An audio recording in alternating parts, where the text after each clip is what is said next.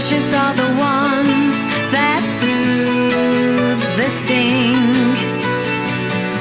A whisper on the wind as they call your name and sing for you. They sing for me. It's not what it seems. We're lost in a dream.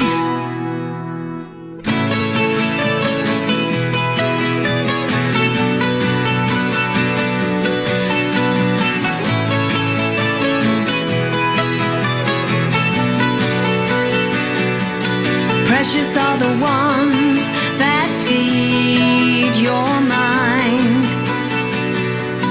Look upon your deeds, but don't ask why. Precious are the ones that don't crave things.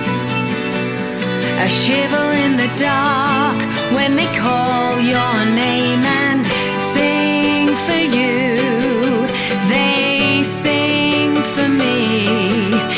It's not what it seems. We're lost in a dream.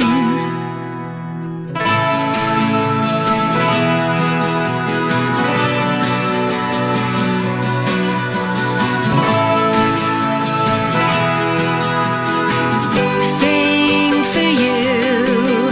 They sing for me. It's not what it seems. We're lost in a dream. Sing for you. They sing for me. It's not what it seems. We're lost in a dream.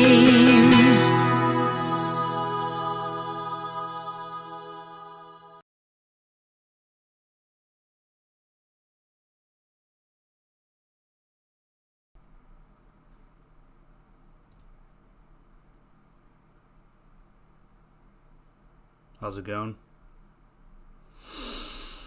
Man, it has been a journey. So, the second book was finished in January, but the trouble with Amygdala is that when that book was finished and released, I had fuck all in terms of videos or advertising, so it just sort of came out. It was a fucking disaster, really. I'm glad it did well. It's kind of remarkable that it did well, but it did. So with Wonderlust, I've decided to purposefully set back the release to September, which is when it's coming out. Maybe a bit earlier. I might be able to get it out for August if things go well. But September's what we're aiming for. We just want to make sure that we've got like loads of videos and stuff. I'm actually not that tired. It's just that I've been watching Carmen play Dark Souls 3 for the past few days. She started on Dark Souls 1, on my recommendation, and it's turned into a bit of a pilgrimage. Carmen has never played any of the From Software games, and I was like, you gotta try that shit, And to her credit, she did, and she's almost completed the Dark Souls trilogy, so, yeah. Right, so I'll be answering any questions pertaining to Wonderlust or anything else. I do have quite a few. God, I look like fucking shit, don't I? Well, that's always been a thing. People during these streams usually think that I'm either drunk or really sad, and I'm not. It's just how I look. When I was in school, I took drama. Not because I had any interest in acting, but because it was a sit-off. You basically did shit all for an hour. In fact, I used to sleep in the theatre towards the end. Actually, I've got a... right. I used to sleep behind the big black curtains in the theatre for our school regularly towards the end. Because no one ever pulled them back because it's where they kept all the props. But there was a screen behind them which was never used. I remember going behind the curtain, using my bag as a pillow, and I fell asleep as I normally did. And then I woke up to the fucking curtain being unveiled before an audience of like year 8 kids. And it was like, and now, and I just the curtain parted, and it's just me fucking going, ugh! Yeah, I had to run away. But, I mean, they knew it was me, so I got into trouble anyway. But yeah, that was not my proudest moment. So anyway, yeah, I did drama, and I remember Mr. Hopwood, who famously, it was rumoured, had a wooden leg. He said that I had just a very malleable face. The downside to that is, I have the opposite of, that sort of resting, stoic face. I emote too much. I'm like Lucy. I give everything away. Shit at poker.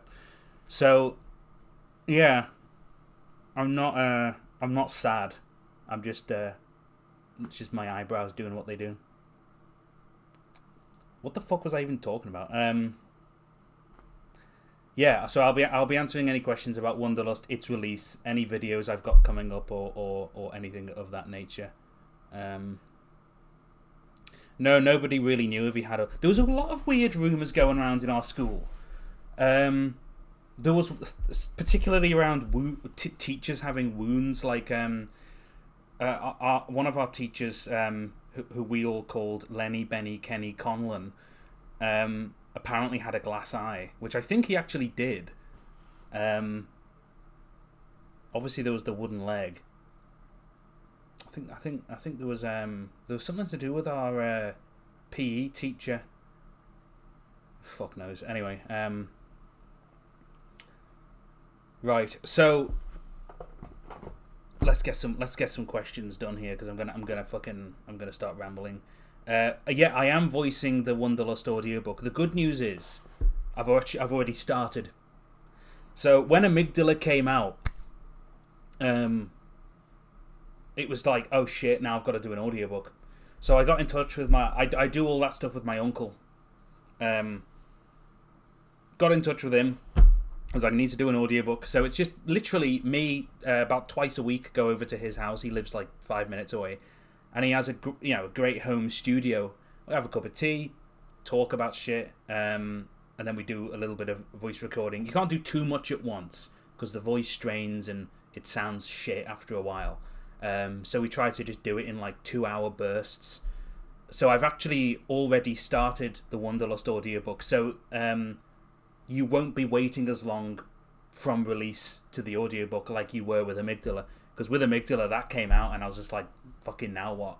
The good news about Wonderlust coming out in September as well is that I've already started the 3rd book. So I'm already making progress on Euclidean.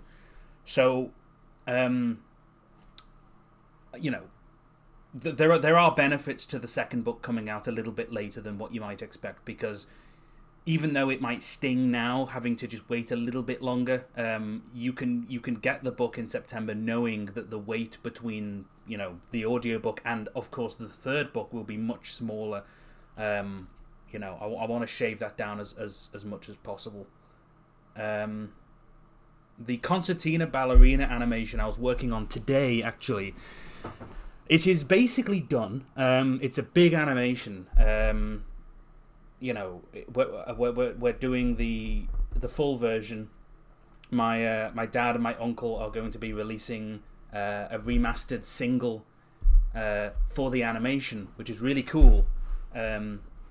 So I've always told them that they need to bring it out as a remaster, as a single, because I've always thought that, in terms of their musical profile, which is vast, Concertina Ballerina has always been my favourite. And I've obviously hounded everyone in my audience to go listen to it, and it's actually doing quite well now on TikTok. It's quite a trending song, hundreds of thousands of streams, and it's like fucking. I hope that continues, because Concertina Ballerina has always been massively overlooked. And indeed, the entire catalogue of my dad and my uncle's band, Alternative Radio, their music is phenomenal. And without it, the books would not exist. So the only reason I haven't done Concertina Ballerina to date is because I've always had this grand vision in my brain of what that video would look like, and I've always put it off because it's like, I can't animate that yet. I don't have the power. But I think I can now. I've gotten much better at lighting and sets and obviously animation, and I think I can really nail the feel of that track. The colours, the costumes, the environments, the macabre circus, and of course the story. That video will probably be launching the book. When Concertina Ballerina comes out, that's when Wonderlust is available. It is a part of Lockett's canon. It's mentioned in the second book. It comes more into relevance later on, probably the third book, fourth book. But it's a part of her history, which I'm excited to share with all of you. But that video will probably be the one to announce the book's arrival. How could it not? And then I've got two more big videos that are also underway. One of them is involving Ingrid, who's a brand new character in Wonderlust, and of course a new Lucy video, and all of these videos are massive. They're all releasing this year. So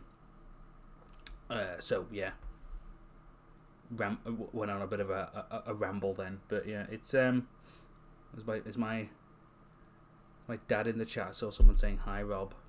Oh yeah, there he is. So there's his little face. Yeah, I'm going to take my dad to see the Backrooms tomorrow. Which is a film, by the way, just in case So I'll be interested to see what he thinks of that. Which is it's I think we all know about liminal space and those sorts of it's like convincing him of the concept was interesting, because when I said, I've got tickets to go and see the Backrooms, and he asked me what it was about, it's difficult to explain without making it sound shite. It's about places that you think you've been before, but not quite.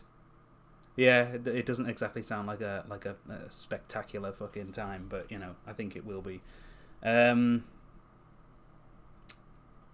Yeah, so with regards to the expedition, because I know a lot of people are really interested in that arc in the first book.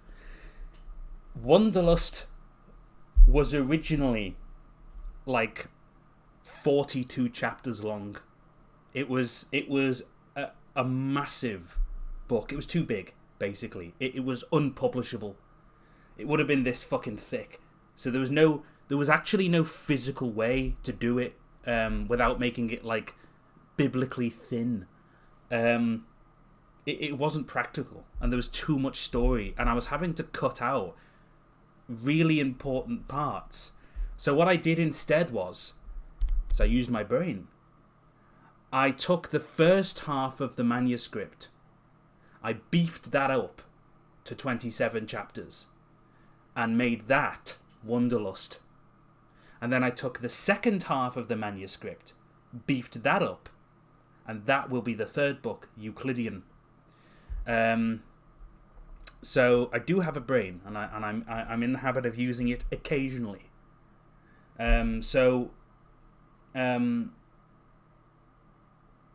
Wonderlust is actually the exact same length as Amygdala. It is exactly 900 pages long to the page. Even though it's 27 chapters, I think the chapters are just a little bit longer.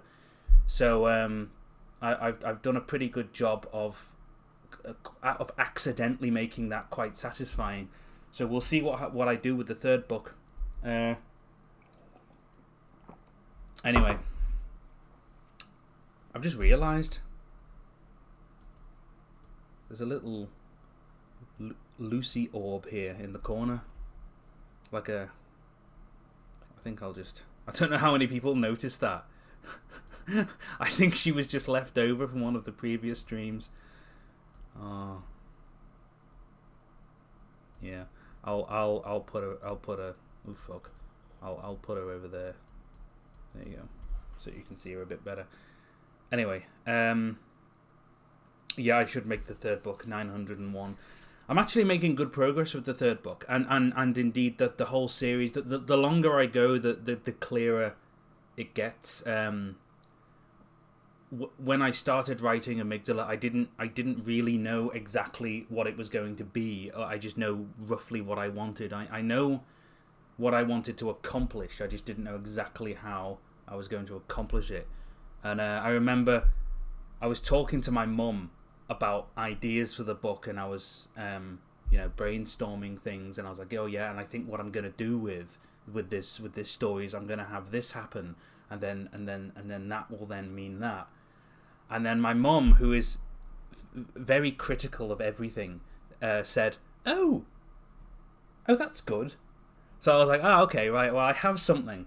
I remember when I sent my mum the first draft of my book ever, she thought it was shit, which was very annoying. But she was right. She was absolutely correct. It was annoying at the time, but it was like, looking back, it's like, how could I have written this? How could I have done this? And almost nothing of that version remains. In fact, other than a few lines which I think were quite nice, I think it's all gone. And the proof is in the pudding. Like, if you go to the animatics for a book that I did, none of that's there anymore, because it just wasn't very good. Some of it was, but it was heavily adapted and changed and completely rewritten. And that way, when my mum came back to me and said that was fucking good, I know she meant it. She's not one to spare feelings. Yeah, so I've got a bunch of stuff in the works. We've also got some new merchandise coming in very soon, in the next few weeks. We've got a Locket and Methuselah t-shirt. So there's two, black and white, with very cool designs, like political campaigns.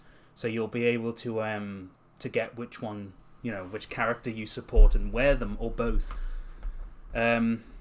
So yeah, that'll be good. I'm gonna need to go and get more tea in a minute.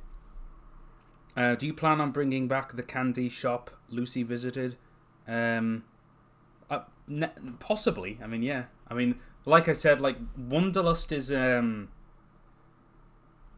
it's Amygdala was a story about big ideas, really. It was a clash of the titans, essentially. And the characters sort of navigating this huge, political landscape. Wonderlust is about people. It's about culture and emotions and the struggle of the common man, you might say, and it's still got big ideas. But I want every book to be a bit different. I don't want to do the same thing twice. So so Wonderlust is definitely of a different piece. It dives deep into the emotions of the characters, the relationships of the characters, the struggles and the highs and the lows of the characters. And there is, of course, the overarching narrative and the plot and the big ideas clashing, in the sky. But below is the perspective of, all these individuals that you will get to learn about and read about. And that's the meat of Wonderlust. I think people will find their joy in those moments. And of course, the action set pieces in this book are much bigger. There's a lot more, things happening,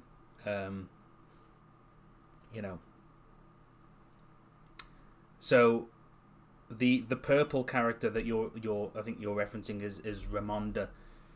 She's in Wonderlust, and you'll get to see her in the. She makes a little cameo in the concertina animation, because there's going to be some lore there.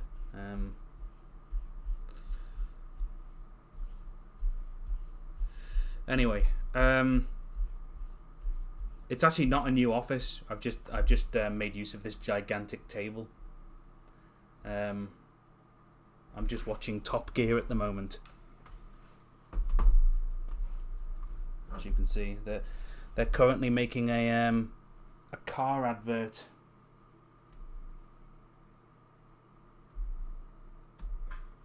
Check this out.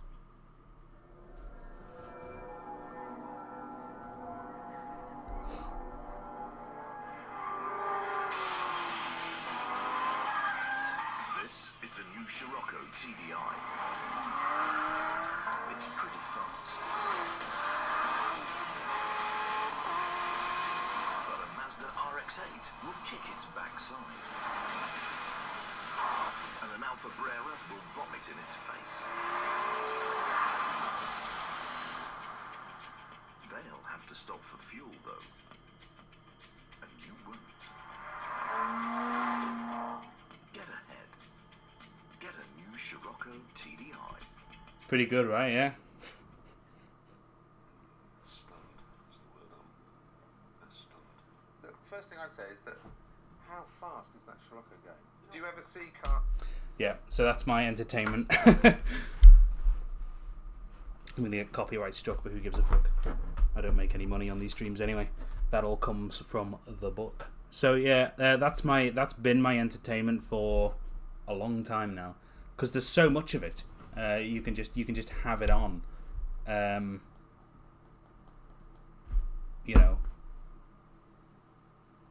yeah. We've also got a little tape deck here. Anyway, what happens after the books? Well, that's an interesting question. Once I finish the book series, I'm going to do something incredible. Something that no one ever does. Something that is so rare. It's pearlescent. I'm going to adapt the finished book series into an animated show after I've finished it. And I'm not going to make it up as I go along and write myself into a hole and ruin it. Yes. Unheard of. Incredible. Yes, indeed. I'm going to finish the story first. I'm going to make sure it makes sense first. And then I'm going to adapt it into a show, instead of making it up as I go along and wasting everybody's time. Like a lot of fucking programming these days. Where do they get off on this idea that they can just do one fucking episode and then just make everything else up as they go along? It annoys the shit out of me. Like, I mean, Game of Thrones went to shit. Stranger Things went to shit. The Boys went to shit. Everything seems to go to... Lost went to shit. The fucking Star Wars films, and their films weren't planned out. They went... You know what fucking annoys me? I'll tell you what annoys me. Right. Imagine you have a chef, a Michelin star fucking chef like Gordon Ramsay, and he's the best chef in the world. No one fucking denies that. Amazing chef. And then he says, "You know what I'm gonna do now? I'm gonna start a band, and I'm gonna be the best fucking guitar player in the world because I'm a fucking great chef." You'd say, "Hang on a minute, Gordon. Being able to cook up a decent Cornish pasty has fucking nothing to do with handling a guitar. So tell me this. Why do artists and animators think that they can just start writing like pros when They haven't learnt the skill. And some of them are fucking great writers. Some of it is instinctual. But it fucking annoys me how everyone thinks that they can just make the art first and worry about the story later. The story is the fucking point. Right? Like, animation is a medium for storytelling, or so they say. So, focus on the fucking storytelling. How could you make it up as you go along? You can't do that. It's fucking stupid. Because you'll just inevitably write yourself into a fucking hole and you'll think, oh shit, I've set this thing up. And now, because I'm a dickhead, I can't pay it off. Because the idea that I had 2 years ago doesn't work anymore. And then you got people wasting their fucking time, hours of their fucking lives, watching this stuff for you. For you to just turn around and say, I don't know, fucking end it. And it's directors, it's actors, and it's writing is such an important skill to me. It's being able to emotionally move people with words. It's fantastic. It's a fantastic art form, and it's hard. Fuck, don't I know it? I used to be shit at it. It's like you have to learn how to do it. You can't just go from being a good animator and transition into making a show. It doesn't fucking work like that. And I know because I when I went from Satellite City to doing my book, the amount of rewrites I had to do, the amount of, oh shit, that doesn't make sense. Oh fuck, that's a plot hole, that's a contrivance. Oh fucking hell, I've got to rewrite this thing. And I just thought to myself, if I serialized this, if I started releasing this chapter by chapter by chapter from day one, I'd be fucked. I'd be fucked. Because I wouldn't then be able to go back and change it. I would be stuck with these plot holes. You've got to know your limitations, and it really annoys me how writing is just disrespected and just completely thrown out the window. Like, it doesn't fucking matter. Like, oh, it's okay, it looks cool, the art style's cool. Fuck that! You know, if you don't have a story, you don't have anything. You literally don't have anything. It's like, what is the point? What's the point of making a show if not to express something to the people watching it? What are you expressing? What is the point? What is your idea? What is your analysis? Because, you know, like, fucking, I like watching shows because of their, you know, I like to see the analysis of people and things.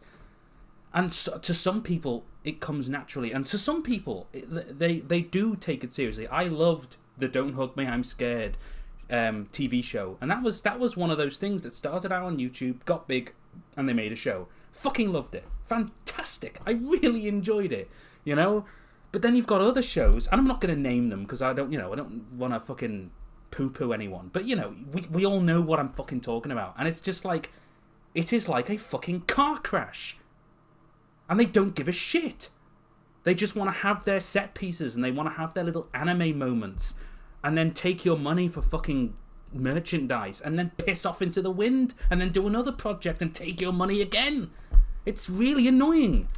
So yeah, to answer the fucking question, I'm going to do you the respect as my fucking viewers to finish the story first.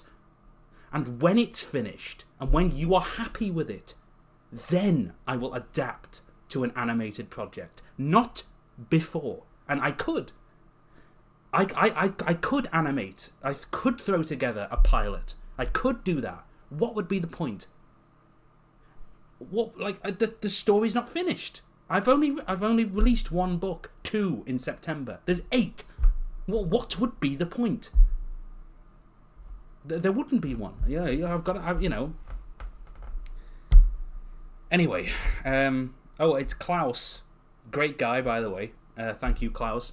Your books and animation videos go beyond Harry Potter and the Lord of the Rings. Well, yeah, thank you. I mean, here's the thing. Everyone's entitled to their own opinion, you know? Like, for example, I don't like Dune. I know, terrible. I don't enjoy Dune. Fucking love Lord of the Rings. Although I do have issues with Lord of the Rings in some areas. Me and my brother have both talked about, you know, some of the weird fucking contrivances in that book. But overall, fantastic. You know, it's not really a book designed to be that. It's more about an odyssey being undertaken by human beings, and it's a fantastic journey. But yeah, some people fucking love Dune, and they're entitled to enjoy it. Everyone's a different, you know, personality type. I don't think it's fair to say, oh well, you're shit because you like, you know, punk rock, and you're great because you like classical. And writing is just like that. We're all different people, and you know, so yeah. Looking forward to seeing what the hell's going to happen with the Harry Potter show, though. That's gonna be fun. Yeah.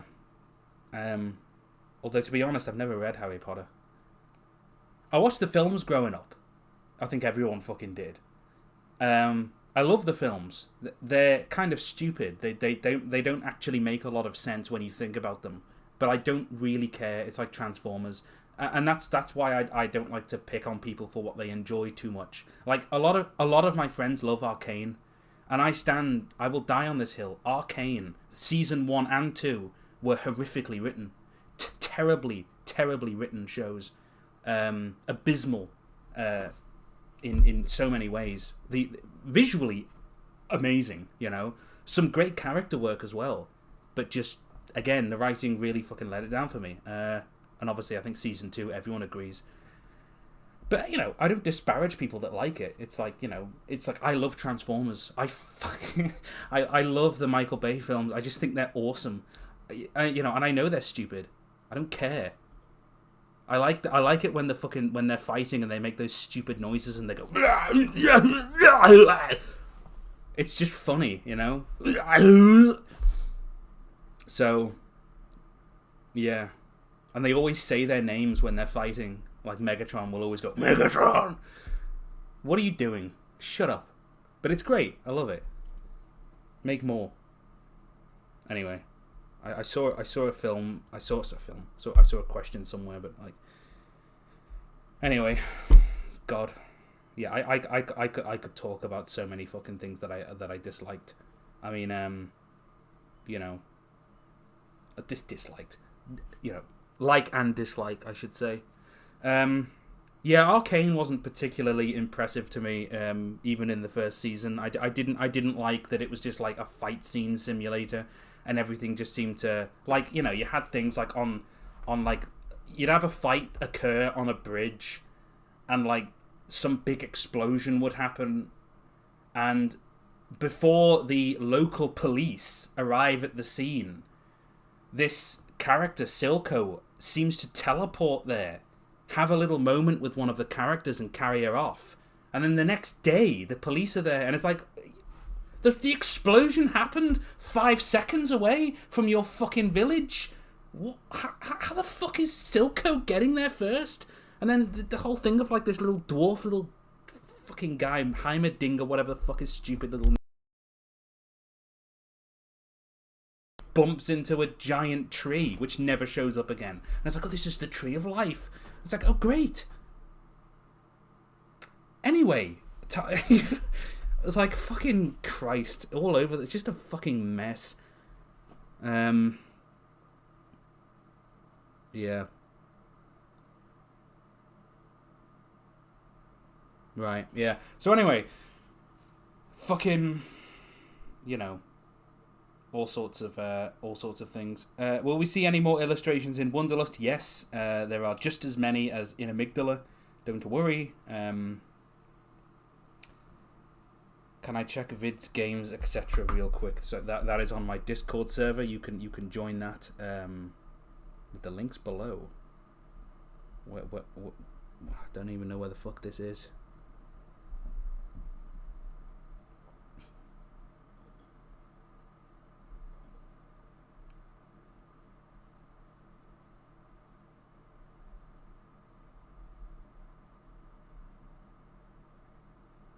Oh, speaking of AI, fucking, I know, fucking, who's that guy that made what was it, Nacho Libre. I've heard he's doing stuff with that that Amazon fund. You know, which isn't great. I think my main what people seem to always miss, regardless of like the result and the end product, is I think the act of thinking about things and having that moment of being puzzled is quite good for your brain. Like the development, you know, when you're faced with a problem, sitting there and going, fuck, how do I fix that? And then trying to work it out. It you know, it's like a muscle. You're training yourself to solve problems. And if we all just had like a magic genie that went bing and fixed it, you would be using your brain less. And what happens, you know, the old rule of nature is if you don't use it, you lose it. So what do we have to gain from a technology whose entire purpose is to supplant the act of stressful thought or thinking in general? Not much. So I know the whole thing is like, but AI is so good at just doing things. Look at how good it is. Look at how good it's like. That's not really the point. I think people should struggle. I think people should have difficulty. I think people should, you know, yeah. I think people should have moments of discomfort and be like, oh, how do I fix this? You know? So, I should reply to this.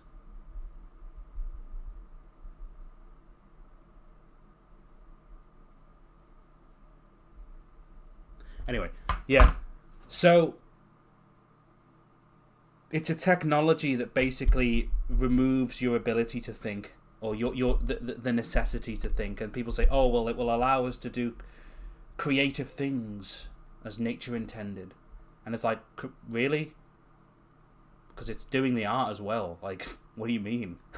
you're gonna really, that's your position, that it's like, it's going to allow us to fucking explore our you are aware that the whole point of creativity is creating. You're aware of that in order to create something you have to have created it. So pushing a fucking button saying make this doesn't quite qualify. It's weird. Yeah, I suppose I am a bit of a Luddite in some ways. Like I think we should still have lamplighters. You know, people whose jobs it is to go up and light street light lamps and stuff. I think we should still have people cleaning the streets with fucking brushes. You know, I genuinely think we'd be happier if we had jobs to do and things to do, and we woke up and thought, yeah, I'm doing this job, and this is you know, my contribution to the world. I think humans are born to be like that. We're problem solvers, and we don't do well with peace. We've learnt this. We are inventors, and boy, do we invent problems when we don't have any. If you take away all natural problems for us to solve, we will invent them, and the ones we invent will always be a lot worse and a lot darker and a lot more nefarious than the real issues that we might have fixed in the natural world. Like, we won't be focusing on how do we build this road or this bridge. How do we solve this particular engineering problem? You know, that's when you take that away from us, that's when we start looking at each other and going, you're a bit different. I don't like you. Who are you anyway? Should you be here? You know, and that's when humans get really nasty. The best thing you can do to an animal like us is distract us. Because when we are not distracted, we're so fucking dangerous to each other, and we need this. We need a sense of unity of like we need to solve this problem. We need to get here, and if AI is just basically there to do everything for us, well then, fuck us at the end of the day. Maybe we'll get lucky and an asteroid will fucking annihilate us. God.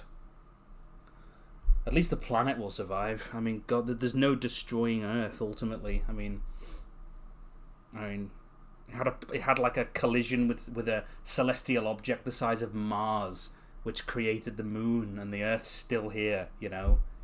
Like Thea. Like the Earth can survive a lot. The meteorite that destroyed the dinosaurs. I mean, Jesus Christ, you know how many nukes that is? It's like, you wouldn't believe it. It's still here.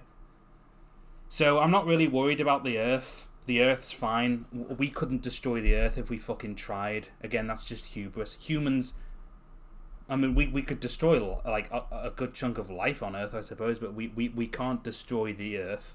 It's fucking impossible. Yeah, maybe, and there's also, me and my uncle talk about this, the great filter. Maybe we're close to just wiping each other out. But then again, that's the problem you get with a society that has nothing left to do or think about. It's on autopilot. It will just inevitably start fucking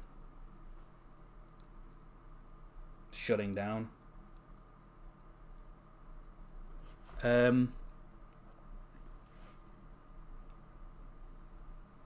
$75. Wow, that's good.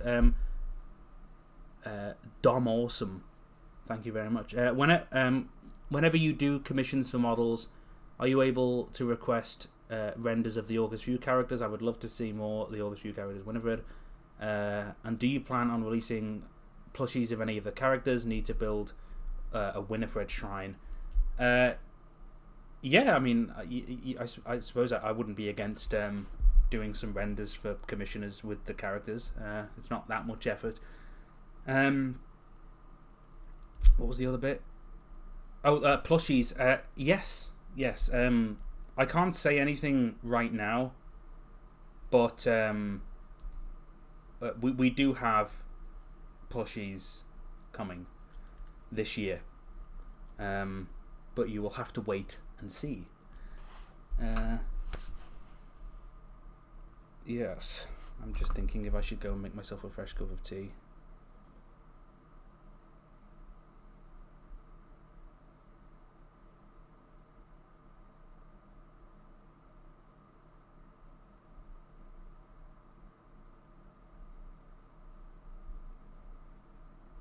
I may make a cup of tea.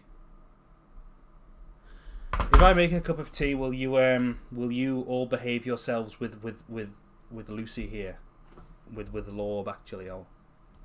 Yeah. If I leave the Lorb in charge, would you promise not to fuck anything up? All right. If I make tea. Oh, hang on, we got another dope thing here. Dragon Quill. Thank you very much, by the way. Amygdala became my favourite book of all time after reading.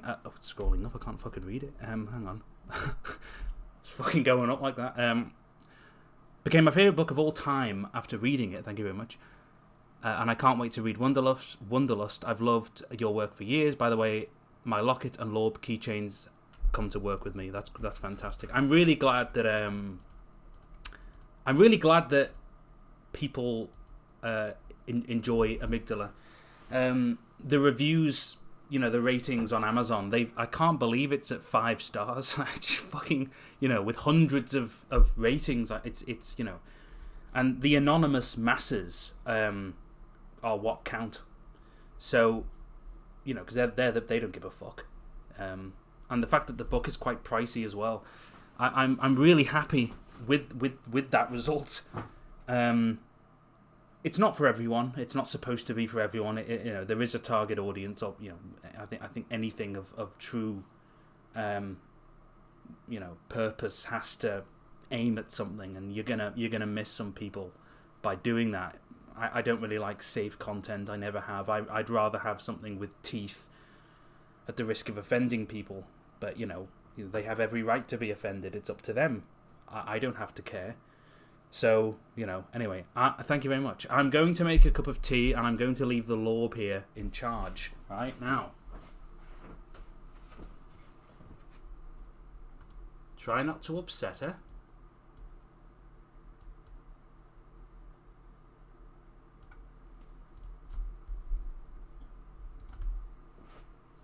Okay.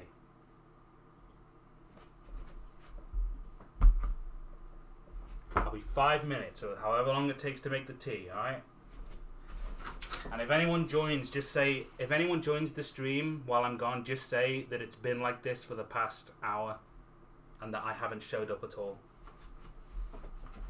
In fact, talk to the Lorb like she's answering you and confuse them even more.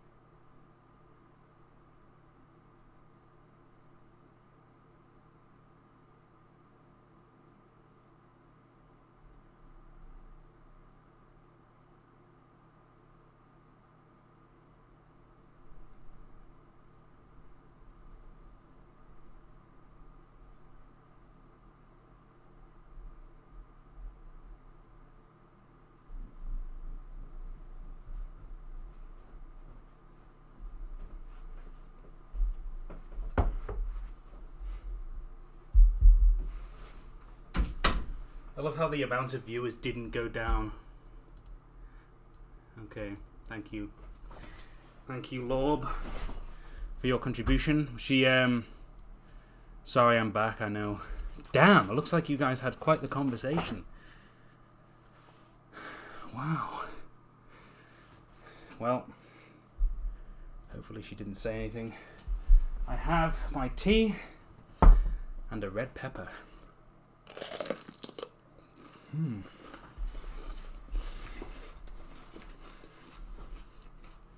Right.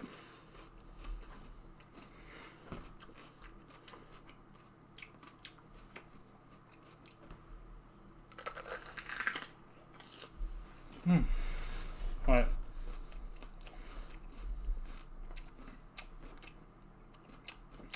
These are good for you. I mean, you don't need to slice them. You just eat them. You returned to me eating a red pepper, and some people are confused by this. I don't know why.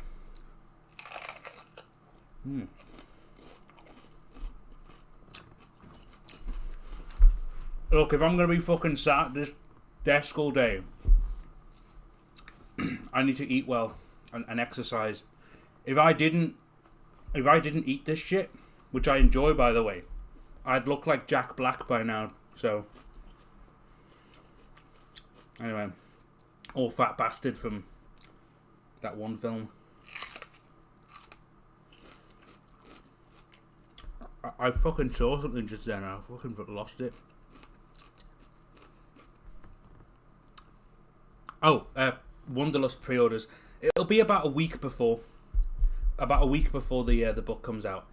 I would do earlier. You can do earlier, but Amazon doesn't count the sales all at once on release. They count it as the pre-orders come in, which only Amazon does. So it will affect any bestseller rankings, and fuck it, I want to see how high it can get. So it'll be about a week before you'll be able to pre-order yours, and hopefully get yours delivered on the day of release instead of having to wait.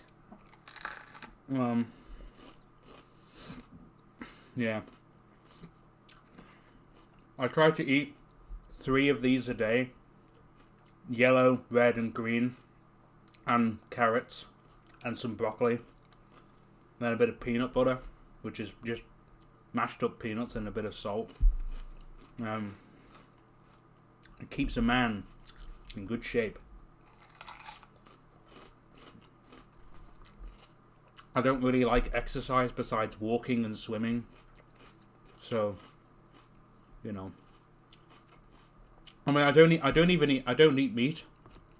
I've been, vegetarian for like 10 years.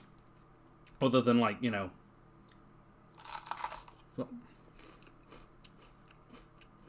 Lucy figurine. Oh. From my 3D printer. Isn't she beautiful? She's there. She's just brightening the room. She's got a big fat ego, so let her stew.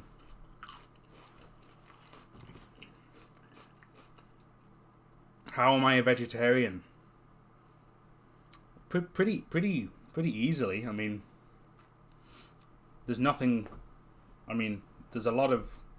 If I want sausages, I can get sausages. It's just that they don't have real meat, and they taste like sausages. But eating like this is better for you. I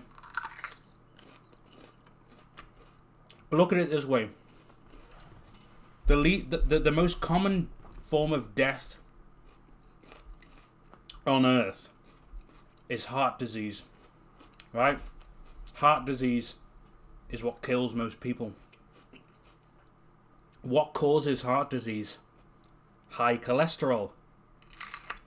Now, humans produce cholesterol. Carnivores don't. Carnivores have to eat other animals to get their cholesterol. So humans have the herbivorous ability to produce our own cholesterol. So when you produce your own cholesterol and then you eat other animals with cholesterol, what does that do? It leads to higher cholesterol. And then you die. And I just can't help but think that if we were supposed to eat meat, we wouldn't have to cook it first. You go and fucking eat a raw squirrel right now. You fuck off into the forest, catch a fucking squirrel with your bare hands and eat it. You won't do it because you don't have the instinct for it. It's learned behavior. If you put an apple and a bunny rabbit in a baby's crib, the baby will eat the apple and play with the bunny rabbit. I mean, you know, I'm not wrong. But, you know, I don't have anything against people who eat meat, by the way. I mean, you can eat meat all you like. I mean, chimpanzees eat meat, you know, now and again. So it's just that I don't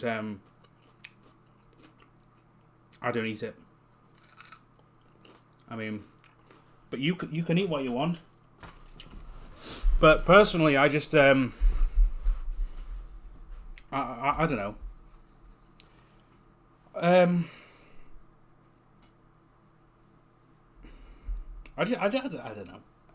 It's again, like, if you look at the pyramid of biomass as well, like, you have like plant matter at the bottom of the pyramid, and then you have the plant-eating animals, and the amount of energy that is converted from the plant to the animal is 10%. So basically, the higher you go up the pyramid of biomass, the more energy you're losing. So, you know, you could either eat the cow and get 10% of that energy from the vegetation, or you could just eat the vegetation, you know. And there's absolutely nothing wrong with having fruits and vegetables, nuts and things, and, you know, I mean, the world's strongest man, I think, at one point was a vegan.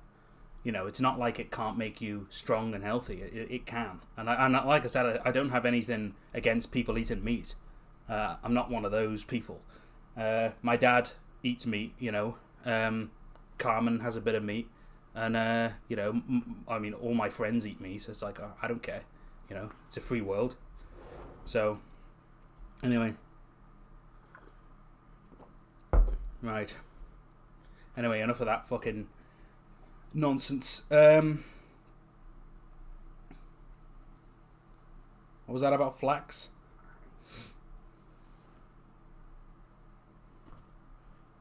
Humans are technically omnivores in the same... Okay, so the classification of omnivore is a bit strange. So, you know, a hyena. You look it up. They're technically classed as like spotted hyenas or something or other. I think it is spotted hyenas. They are classed as omnivores, but 99% of their fucking diet is meat, or maybe not. Might not be that extreme, but they eat mostly meat.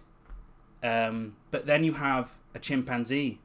They're also classed as omnivores, but 90% of what they eat is vegetables. So omnivore is a very broad category. When you say omnivore, it doesn't mean 50-50. You can have an animal that's an omnivore that eats 90% meat, and you can have an omnivore animal that eats 90% vegetables.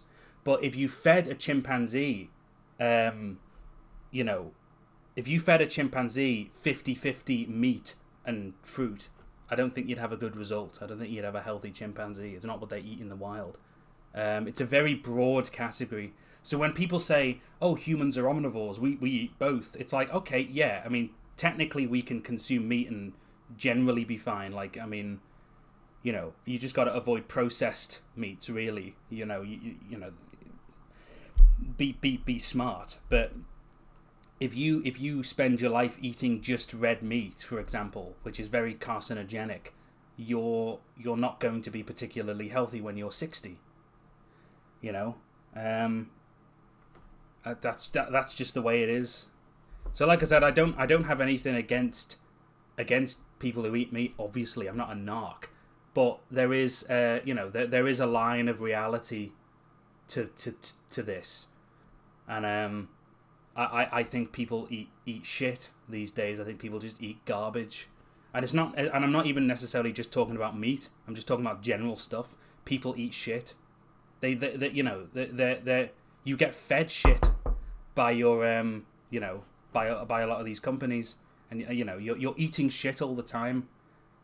So sometimes I think it's just better to have an apple. It's just processed foods, really. It's like processed foods are just avoid, really. Anyway, but I'm not gonna, like I said, I find people who preach about diet really fucking annoying, to be honest. I only speak about it because I'm being asked, but it's not something I would just offer up or talk about. It's very boring conversation, to be honest. What do you eat? Fucking too many people talk about food. It's so annoying.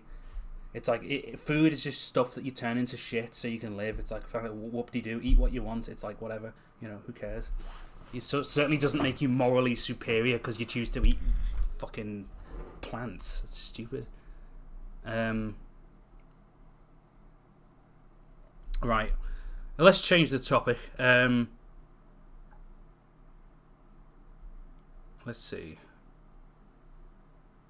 Do you plan doing any more books after I finish? You mean the series?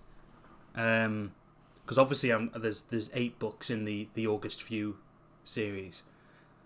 Yeah, I think I will. I think I'll Flax. I'll get onto Flax. I'll get onto Flax once I finish the 8 books, and I'm starting to work on, the whatchamacallit, the animated adaptation. Then definitely I'll probably do some little bits. I'd love to do well, we'll see. I'll talk about that in the future. So Flax, Bonnie, Reaver. Okay, so Flax is a character in Wonderlust. You will meet him in Wonderlust. I can't really say anything other than that, to be honest, because it's a fucking his existence is like you'll find out. But Bonnie as well. It's like they're like I wish I could say. I said I'd say more, but then the more I talk about it, the more I realised that it would sort of be spoiling things. Fuck. But yeah, you'll get more information. You'll get more information on him fairly soon. I do want to do an animation test. I'll tell you this. I do want to do an animation test with him. Reva is Yeshua's sister, Felix's sister. I can talk a bit more about her. She in the book is trying to rise up into the industry of entertainment, and she is like the answer to Yeshua's circus. But she's a bit more modern, a bit more slick, a bit more tech savvy. So think of it as like a burlesque, Yeshua is more old school. He's like the men's club sort of, the can dancers and the fire acrobatics and all that stuff. Whereas Reva is more of a nightclub, more punk, more techno, more fucking raw. So it's like the old meets the modern in terms of style and stuff.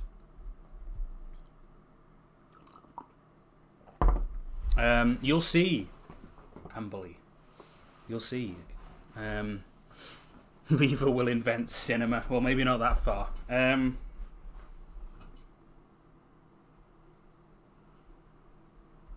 I would read some Wonderlust, but because it's so close to coming out, I think I'll just let you guys. I think I'll just let you guys have it raw. To be honest, because it's like, I know it feels like a long time, like September, but it's basically June. In a few days, so and it might I might bring it out earlier if everything comes together in a way that I find doable. Because I've set the books up already in terms of like the metadata and the publishing data. It's all ready. They just need the files, and I can publish them. But if I can get this video finished, and if all the illustrations get done, and the ebook gets formatted, and all of that comes in early, which it could, I might release the book a month early. I might release it end of August instead. But we'll see. It all depends on what happens in June and July. June and July and how productive those months are will affect the release date. So, or could affect the release date. I can't talk much about Penelope either. You'll see why when you read it, but there's like new characters I've got to be careful with. New characters I've definitely got to be careful with because I don't want to give anything away, especially since we're so close to releasing the book. Have I considered full cast editions of the audiobook? Yes, I have. I would love to start producing some of those at some point. I don't know when. I would need to get a full cast to start with, obviously. And then I would need to try and figure out how I'm actually going to record it, because I would need each cast member to actually come in to the studio and do their lines with the same equipment, because the EQ would be a complete disaster otherwise. So yeah, I'd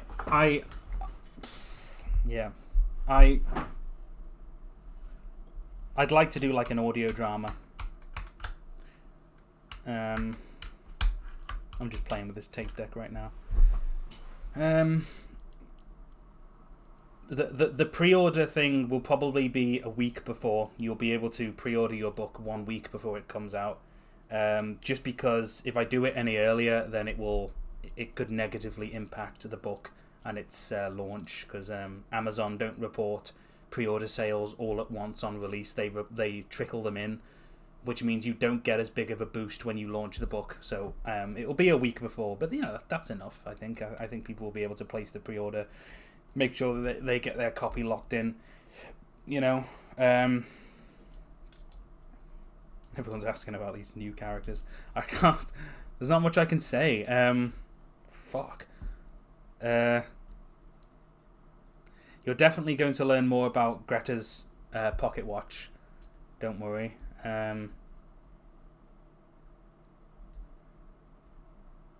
I'll have to just keep some of this stuff on the down low. It's like it's one of those things where I have ideas for how to tease certain things, but I'd rather do that through animation. I like releasing the animations, and I think it's definitely a lot more interesting if the animation has little Easter eggs in there. Like with the Fontaine animation, you get a little bit of backstory about how maybe he he got himself into that position.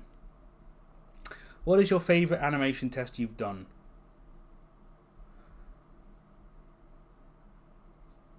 Fuck.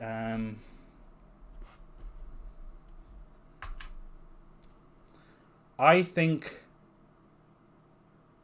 the most impressive animation I've done so far is Lucy Lacemaker Pop Music. The pop music one, because it is one shot, no cuts, no tricks, an entire dance from beginning to end, and that was difficult. It was tricky to basically make it all flow together, and I had a good reference for that. But boy, getting it to move like that consistently for over a minute was tricky. So I think the most impressive animation that I've done is probably that. If I was to sell myself as an animator, I'd show them that. I think I could have done a bit better on the tail. I was experimenting a bit with a different rig, so I'd probably make her tail move a bit more. Other than that, though, I think that animation's very fucking clean. Like, there's not a lot I would tweak on that. I rewatch it now and again, and you know, because I like to rewatch my animations to see where I could improve. That one's fucking slick. I think that one's like, you know, really impressive. I think overall, my favorite animation test, if I had to say overall,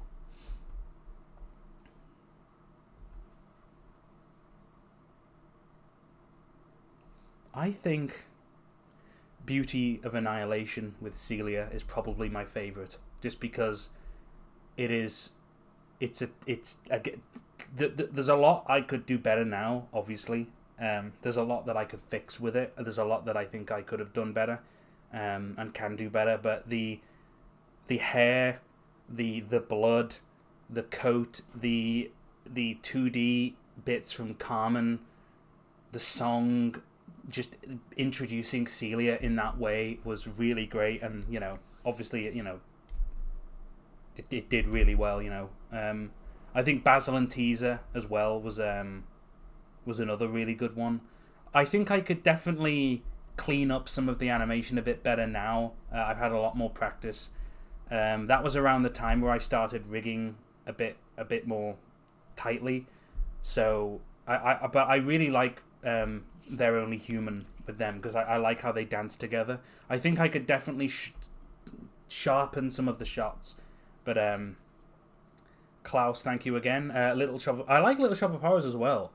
That's another good one.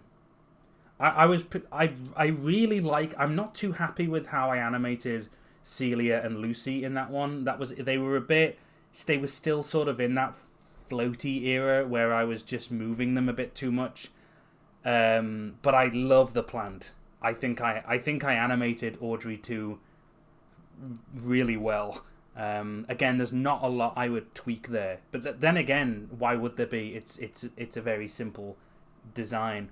But I was really happy with how I actually made it. Like, God, that's a good model. Like, you can see the little fibers of the little hairs on the plant. It catches the light. It's accurate. It moves in the same way that the one in the film did. I'm really happy with how I did Audrey 2. Does the Discord link not work? Fuck. How do I do that? I don't even know how I fucking do that. Let me see. Viewer activity stream health shopping. What the fuck does that mean? They've changed everything. I don't know. So if I wanted to edit used to be able to fucking edit the thing. Man, I don't know. Fuck. Stream settings. It's got to be in here, right? Oh yeah, here we go. Edit. Right. Hang on. I'll put an updated Discord link in. Invite to. What do I do?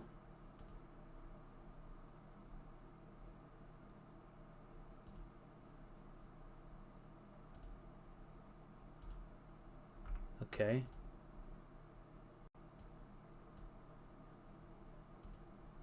Okay. Discord. Save. Okay, try refreshing and let me know if that works. Right. Crisis averted. So. What time is it? It's 1 o'clock in the morning. But I'm fine. Oh yeah, so yeah, I got Carmen got Marcus for us in the house. He's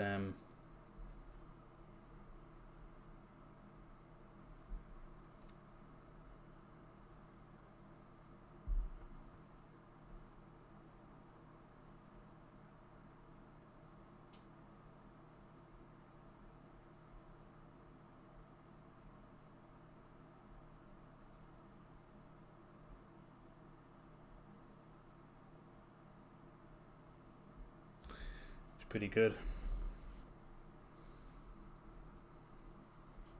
He does a little roll. Yeah, I'll just put him there next to my flask of boiled water, which I should have used to make the tea, but I forgot. I also got this fucking emu, which Carmen said was like apparently really expensive, but neither of us knew where it came from or who got it.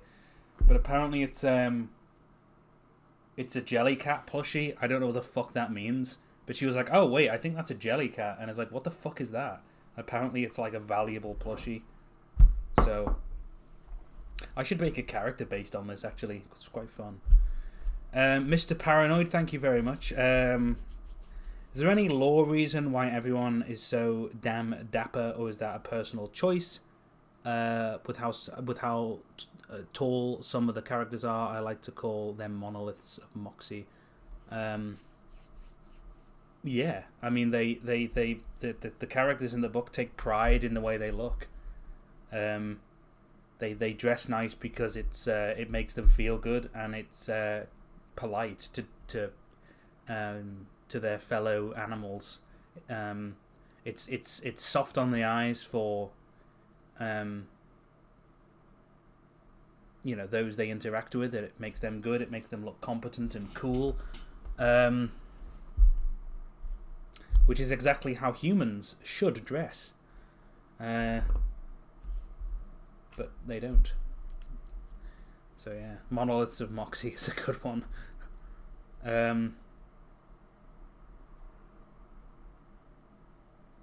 Sorry, is what I was holding it like this? What the fuck? What's? I thought that's how you're supposed to hold it. Isn't this how you're supposed to? What am I supposed to do? Has anyone ever seen Chicken Run? This is how they hold the chickens in Chicken Run. Why is it so expensive? What's it made of? Fucking gold. Like, fucking hell. It's on its foot.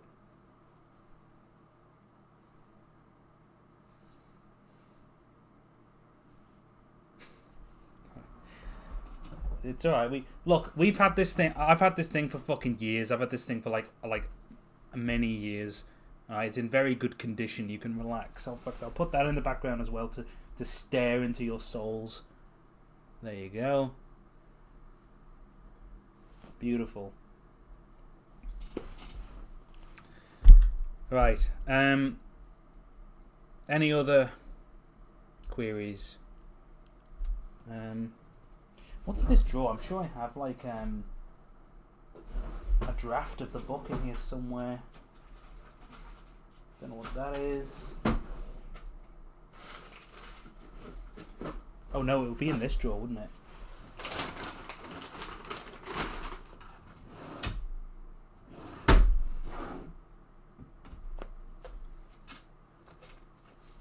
Oh god, this was one of our cover tests for the second edition. Pretty good. Yes. August View, Wonderlust. I do.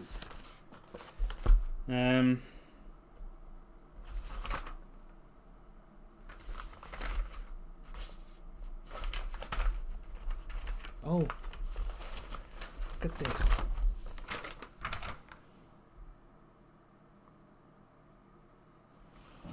It's dinosaurs. It's a little dinosaur.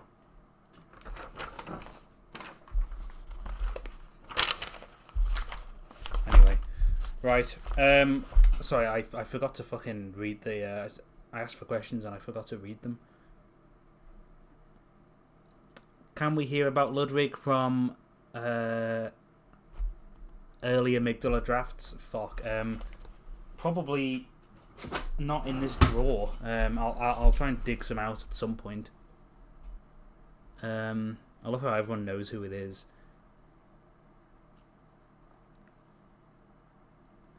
If a Kibawakian has a prosthetic body part, are they seen as a lesser beings? No. In fact, a lot of the characters, this is what some people get wrong, is that like they think the book is critical of people with disabilities, which is just an insane opinion to have, because some of the most powerful characters, the most competent characters, and the most emotionally complex characters in the book are disabled or have something wrong with them. Like, you know, like they suffer from, you know, extreme paranoia. They have scars. They have wounds. They have things that they're battling. Things that maybe they wish that they could, you know, fix. But, you know, one of the things that the book talks about is, like, you know, what does it mean to fix something like that? And I know a lot of people with, you know, my uncle Andy, he's got one leg. You know, you think I didn't talk to him when I was writing? So, you know, of course I fucking did. You know, like, you know, if like, it's like, it's all about strength of character, strength of ideas. It doesn't matter how big or small you are in this world. It doesn't matter how fucking, you know, whether or not you've lost a finger or not, or an arm. What matters is, are you wanted by the society? Are you, you know, are you a force for good in, you know, in the constituency? You know, and if you are, it doesn't matter if you've got no legs. They'll, you know, you're not in any danger. You know, you're in this fictional hypothetical world. You're protected by your efforts, your ideas, you know, what you bring, what you offer. And as is said many times in the book, you know, even if what you offer is good company, then, you know, you can be a dolly, you can be you know, an entertainer, you can be a musician, you can fucking, you know, even if you just have a good personality, you know, even if you have, like, no personality but are really good at maths, you can be an engineer, and that in of use, you know. But if you're a fucking, you know, leaden-fisted dullard who's stupid and violent and fucking a drain, then, you know, you're food, which is exactly how it is out there in the fucking in the wilderness, you know. Anyway, yeah. Oh, I do have this as well. This is good. Does anyone know what this is? Any idea? Power I wield. Fuck.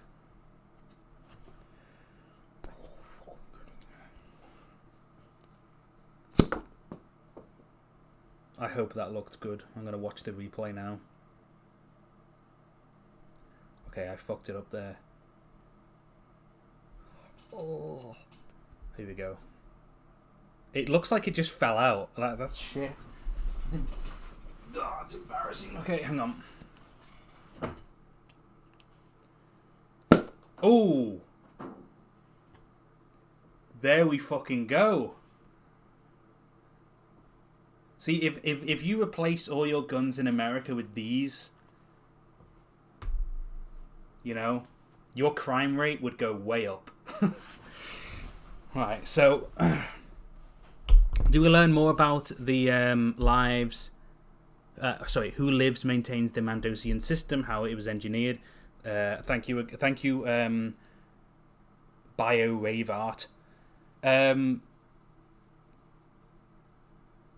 Yes, and you know, the whole Mandosian thing is like a big part of the mystery of the book series. You'll definitely get more of that in Wonderlust and, of course, Euclidean. Yeah.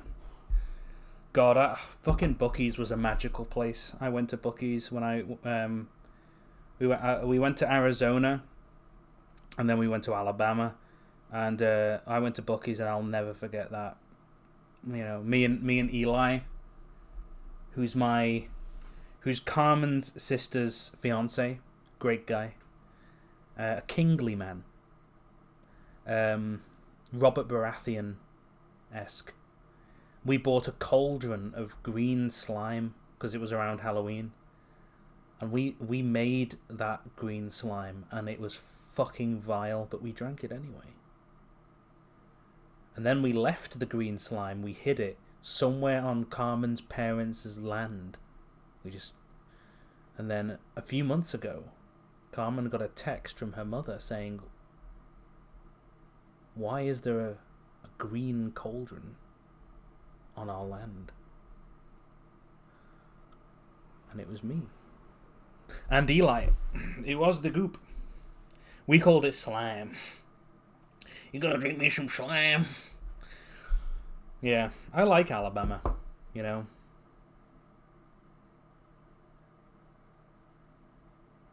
Alabama's nice. It reminds me of like the north of England. The southern territories of you know, America, of the USA, are like the north of England. Sparsely populated,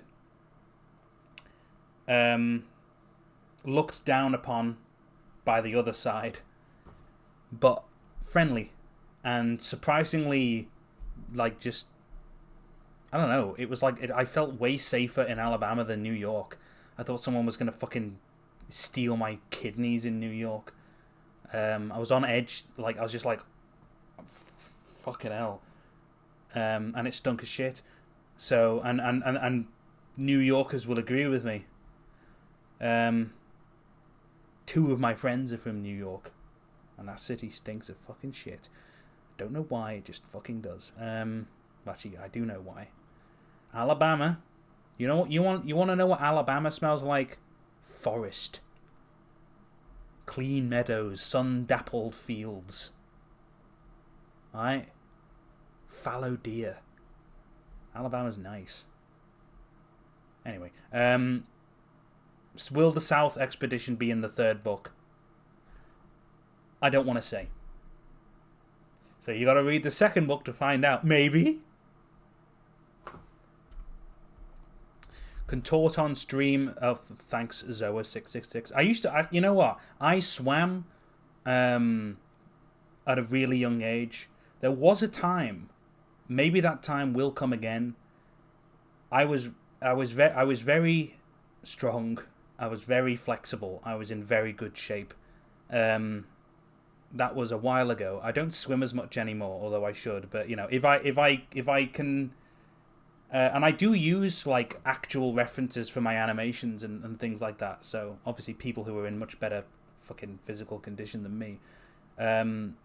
But if I do get into like shape, I'll definitely try and pretzel.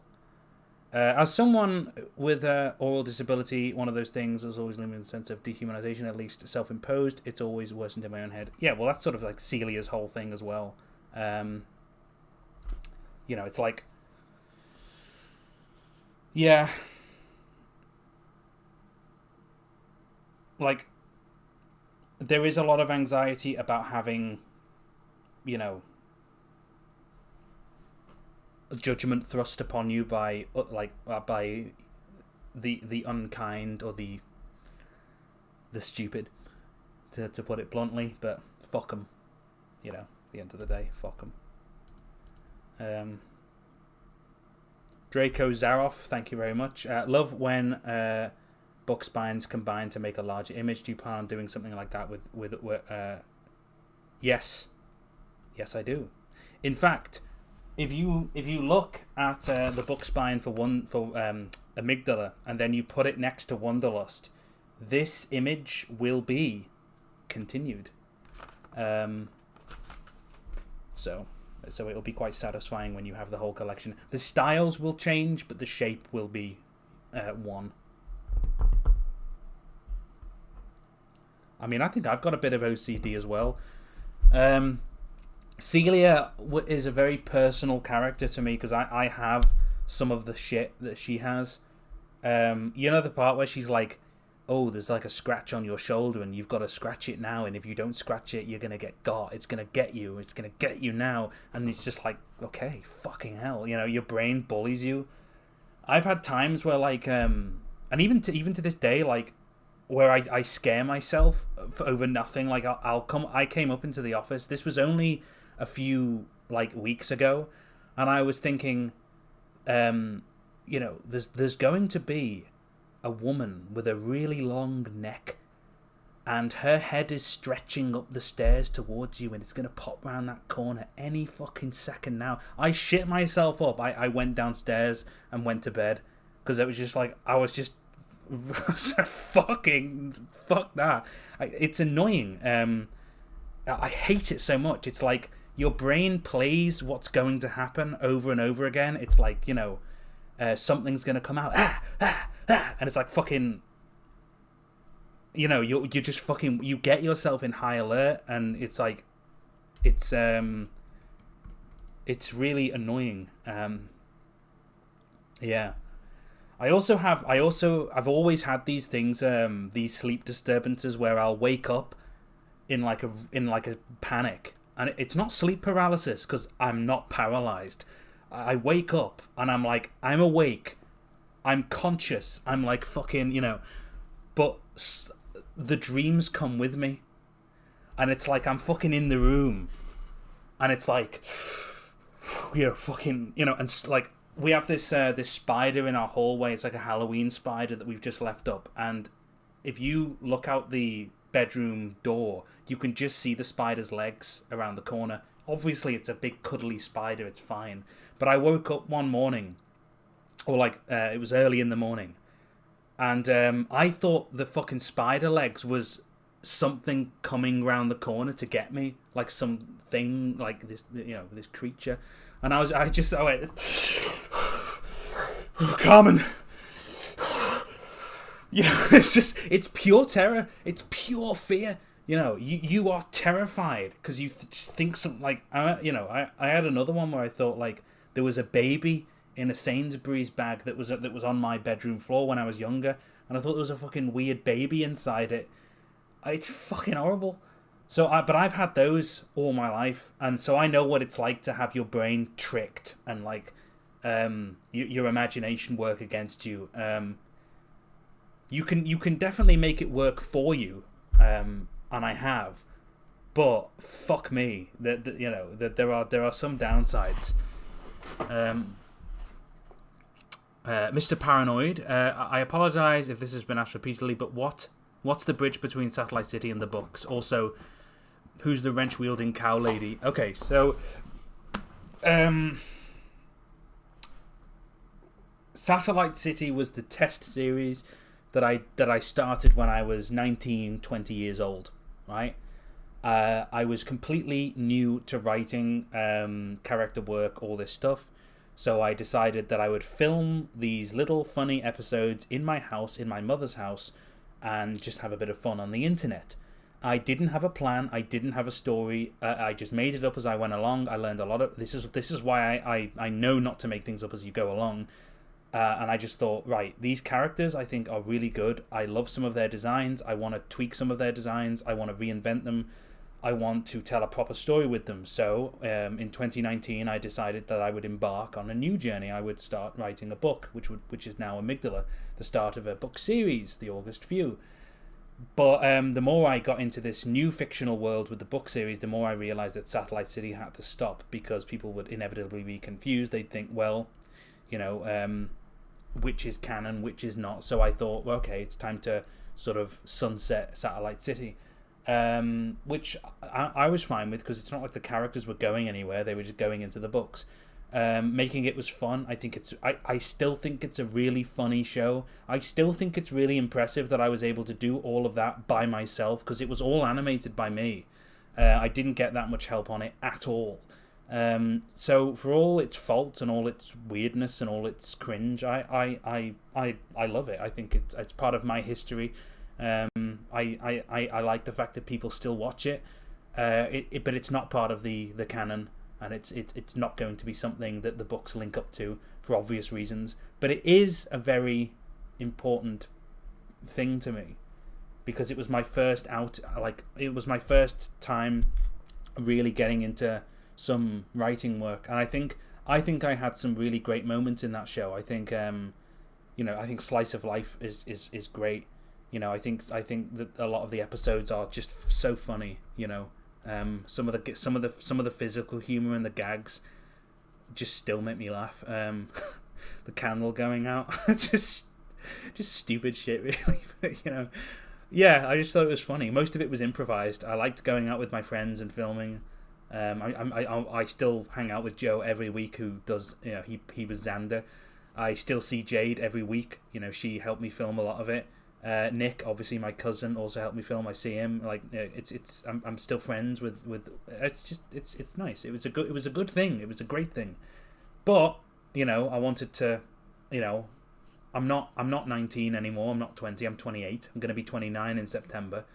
It's time to. I wanted to grow up, and I wanted to do something serious, and that's what the book series is. Skybridge Rain. Been a while, Sam. Great to see you're still at it. I'll be studying Blender, modelling, 3D animation, and game making this year. I've been sorting through life stuff, but I'll be starting this year. Well, that's fantastic. And get in touch if you want any advice or anything. Gaming especially. I'd love to make a game. Got so many ideas.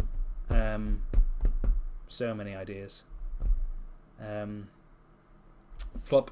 This is Carmen. I restored my tablet and will be getting back to art and textures this year too. There we go. I think Carmen's having a nap right now, but I'll definitely pass on the message. The cow lady, Ingrid. Now she will be getting a big animation this year, which I'm working on with Amberly, who is our resident traditional 2D animator, who actually received some lessons from Don Bluth. She is a fantastic talent, and if I was to start an animation studio, which I want to one day, I would. She is the first fucking door I'd knock on. Absolute fucking genius when it comes to that realm, and I cannot wait for the video to be completed and to show you all how great she is, because I think it will be fantastic. And I hope to work with her more. She's in the chat actually. There she is, Amberly. Amber, we need to keep watching Animals of Farthingwood, because I was in the middle of showing her, because she showed me this, the Imaginarium of Dr. Parnassus, which is a very interesting film. But this was one of her influences, and we actually ended up watching this together, on Discord. Just it's like really weird film, but I really liked it, and I was in the middle of showing her the Animals of Farthingwood, which we need to get back into. So yeah, right. Send me a message whenever you're ready to fucking crack back on with Farthingwood, though. Because, I definitely want to fucking keep watching that with you. Especially since the Ingrid animation, a lot of those scenes, I love that Farthingwood style, that Red Wall style.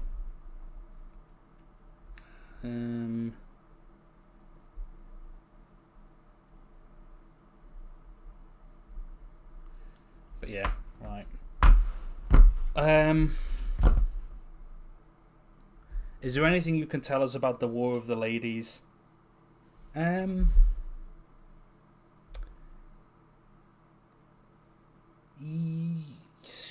I mean, like, I want to do some animations based in that time. I might save it for them. But, it was all sort of based on, like, Kronos, and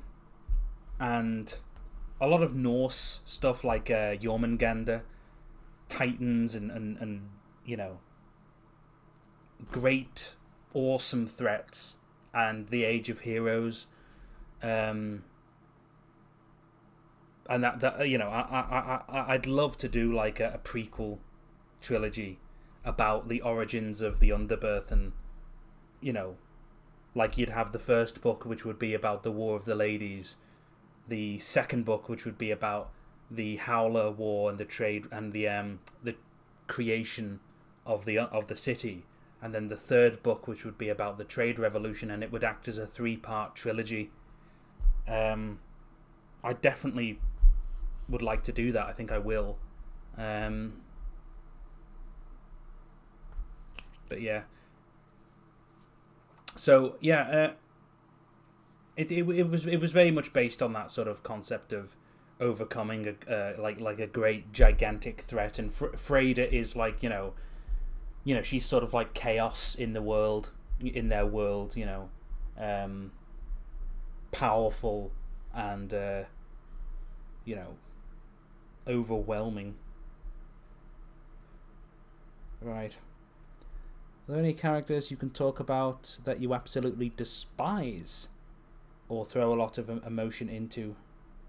As in my characters, or just characters in general? Characters that I despise.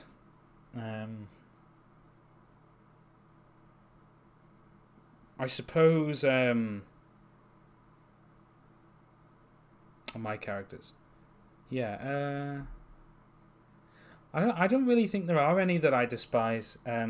Really, I don't think it's a good idea for a writer to love too much or hate too much any of his own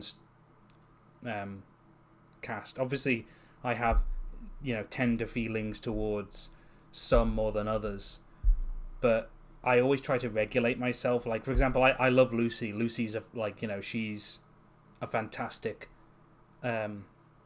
character, but I'm not you know, I'm not liable to go easy on her because she's a narcissist. You know, she's arrogant and egotistical and overly emotional. But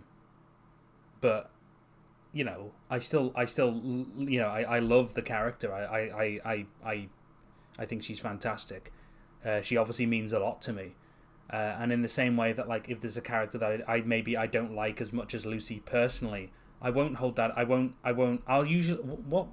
usually use that as a motivation to do better and to give them something. Like, I think Nathaniel is an example. Like, in Amygdala, he comes across as quite a slimy, unlikable, cowardly character, and I like that. I think that's good. But with Wonderlust, I'm like, you know, very against flanderizing. I like to surprise people. So when I was writing Wonderlust, I was like, yeah, but what made him that way? And you know, what would be interesting with this character? What's his perspective? He's got to have an opinion that's like, let's dig into him a bit more. And I'm, you know, thinking more things in the third book, and I'm thinking of some really nice moments, and it's like, I like that. I like surprising people with depth when they don't expect it. It's like the best things in fiction is when it's unlooked for. Like having a really nice tender moment with a character that you just didn't really give a shit about. It's like, oh wow, I care, you know? I like those moments. So whenever there's a character that maybe I'm a bit neglectful of, I turn that into a positive. I think, okay, right, they're on the back burner, you know. Like Fleischer, you know, people, I mean, like, he was one of the main characters in Satellite City. He was one of the big five, and he's barely showing up in the book, like, you know. And it's like, when's this guy gonna, this pivotal character that was at the forefront of the Satellite City cast, and he's barely made an appearance. And it's like, and I'm thinking in the back of my head, you know, I know what I'm doing, and I know that I can make it fucking work, you know. You just got to be patient. So it's not necessarily that I like or dislike any more than the others. It's just I want to give each their time accordingly. And even if Fleischer does appear late, you know, it won't be for no reason. It's like, you've got, you know, there are characters that, like, I'm thinking of it, that appear in book 7 that are really important. But anyway. Alan Melody, thank you very much. I loved what you did in Amygdala, where Lucy was talking about Amygdala when it first came out. Do you plan on doing it again during the release of Wonderlust? It's funny you should mention that. Yes, but not for the book. I will be doing a sort of Satellite City-esque callback for another thing, which you'll hear about soon. Wonderlust will be launched with a fully fledged animation that will probably be Concertina Ballerina. Klaus Jensen, again, thank you very much. You're a year younger than me. The Animals of Farthingwood are magnificent. A magnificent 3 seasons. I agree. This is the show that did it. I love this fucking program. If I hadn't have grown up watching, and you can only get it on DVD, you can't watch this online. It just doesn't. I can't find it. A magnificent odyssey with fantastic characters, and if it wasn't for this, you wouldn't have me really.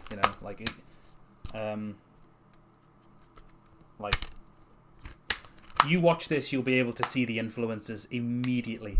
You'll be able to see where Lucy came from immediately, hugely influential. Everyone should watch it.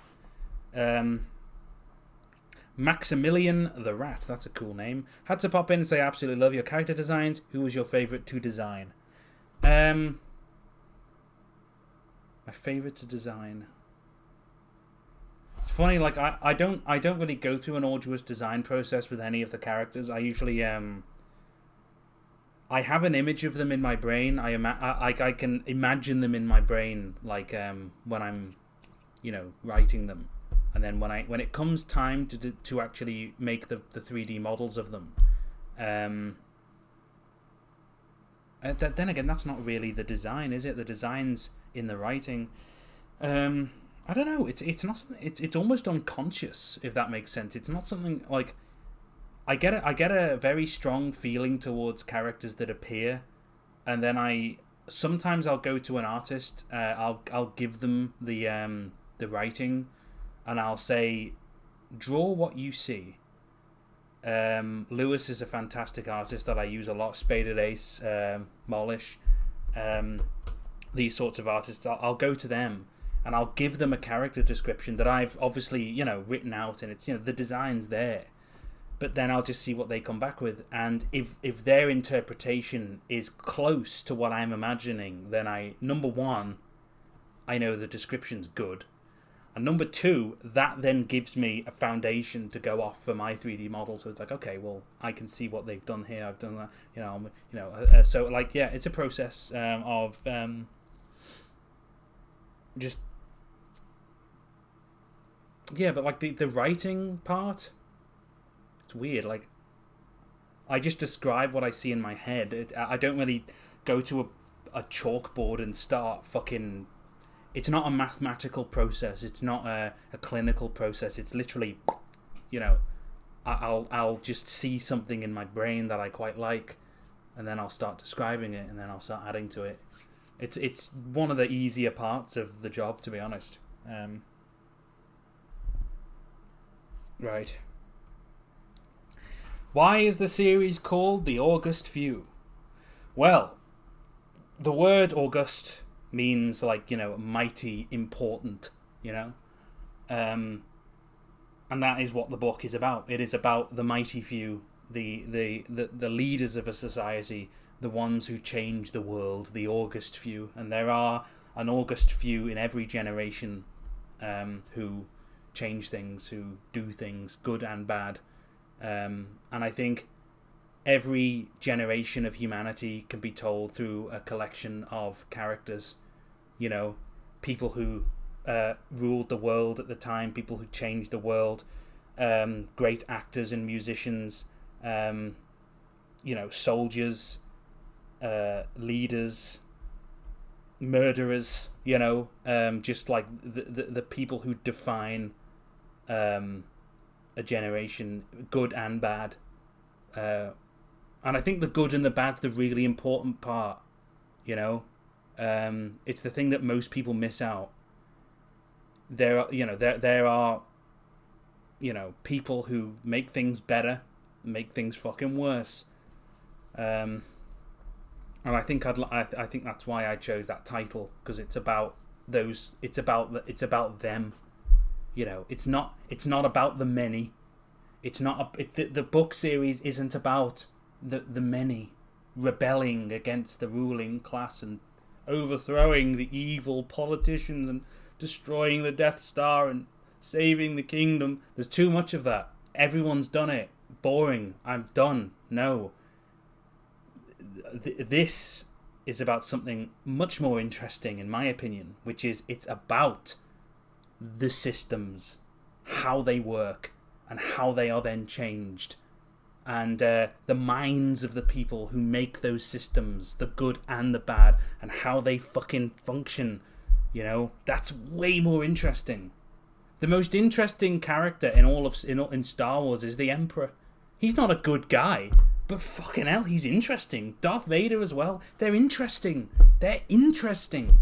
You see all the lore videos on like what was going through Darth Vader's brain when he. It's like no one gives a shit about what Luke Skywalker did. You know, it's like, you know, I think people. I think a lot of the really interesting stuff is like, you know, in the room where it happens, and rather than focusing on the rebels and we're gonna go in and we're gonna storm the gates and we're gonna rebel, we're gonna fucking take back the farmland, we're gonna rebel and we're gonna get the little fucking skirt. You know, it's like, okay, you're soldiers and you're fighting for whatever the fuck. But I think a really fucking interesting part of the narrative is like, who are the maniacs in charge? What's going on in their heads? How did that come about? You know, it's a fucking, you know, it's a wilderness of personalities and weird fucking, it's so fun. It's so fun, you know, and I think Amygdala proves that it's fun. Because it's just like, it's so lively.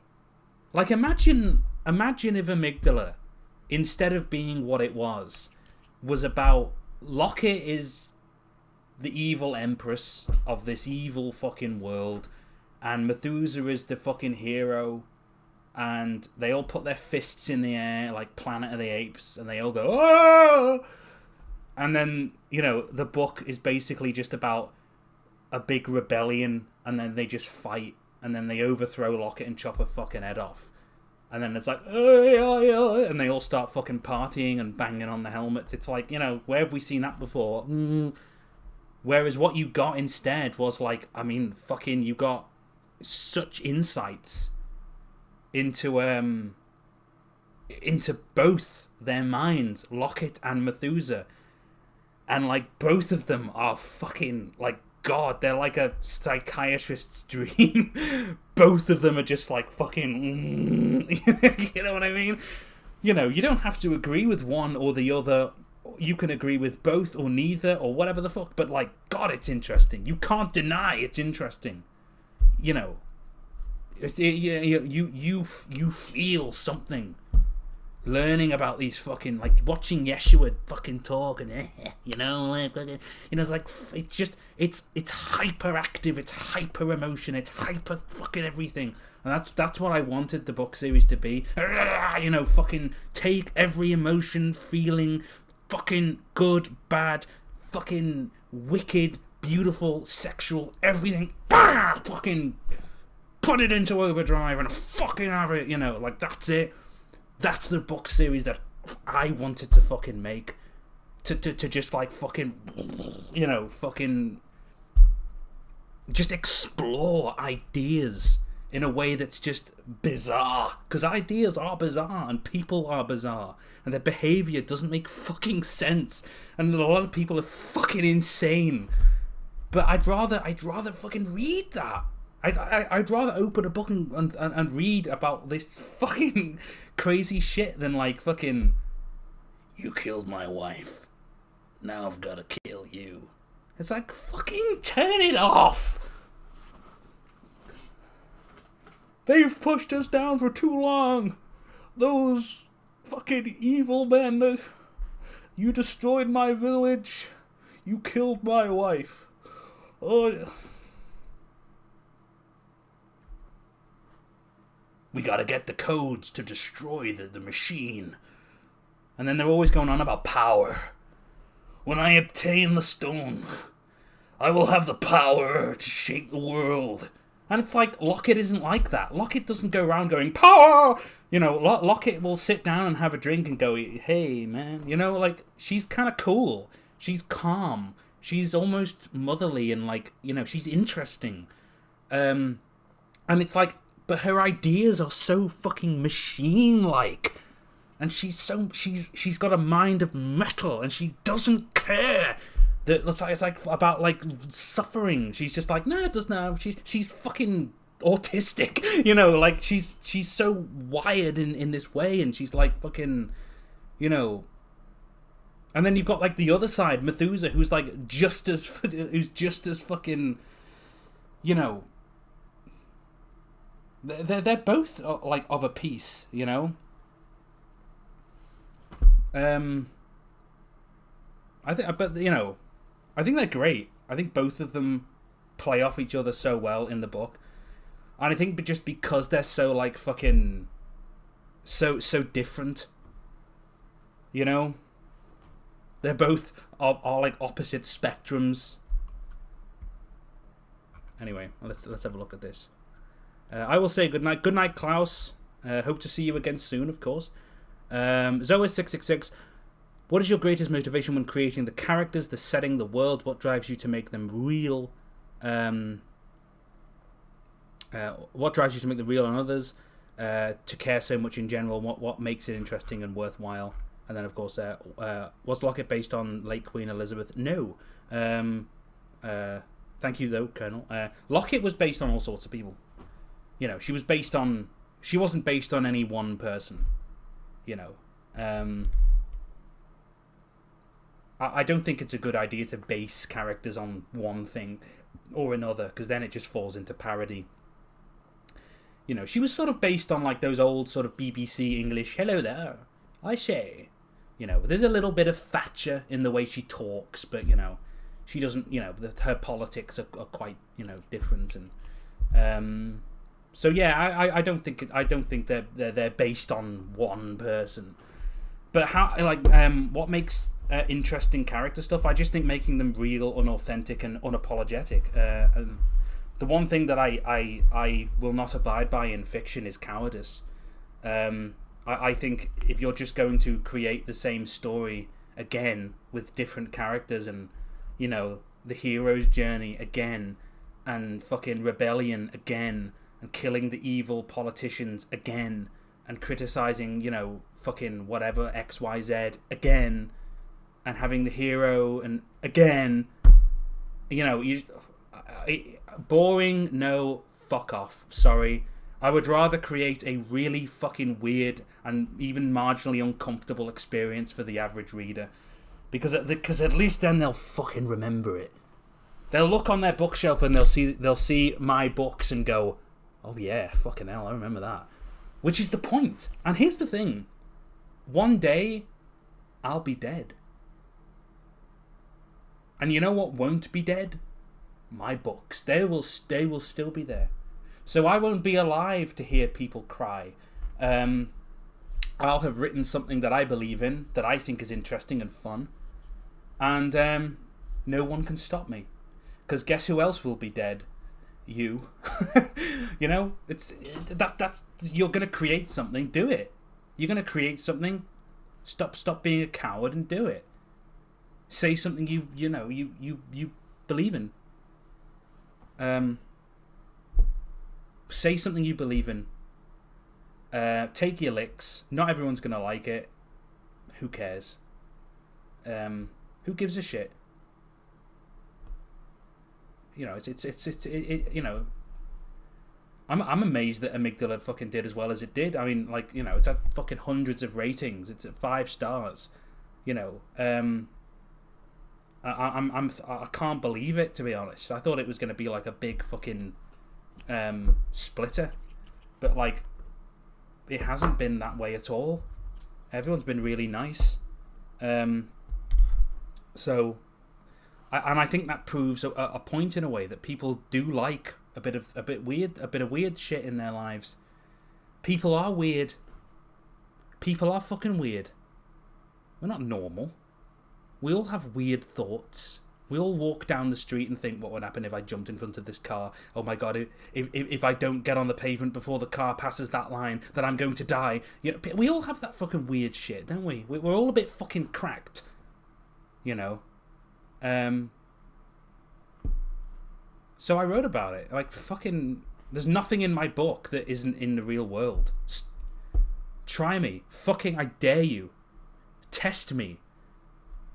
Oh, humiliation. Have you seen Twitter recently? Do you know what happens in the world? Are you aware of, like, what war crimes are? Have you seen torture methods? Have you heard of the French Revolution? Do you know what happened to Mussolini? Do you know what happened to the French royals? Are you stupid? Like, of course, humiliation is a massive part of human behavior. Oh, it's sexual. Yeah, damn right. Again, have you read a history book? Do you know what we do to each other? Again, are you stupid? You know, it's just like, you know, it's like, I'll stop writing about it when we stop doing it.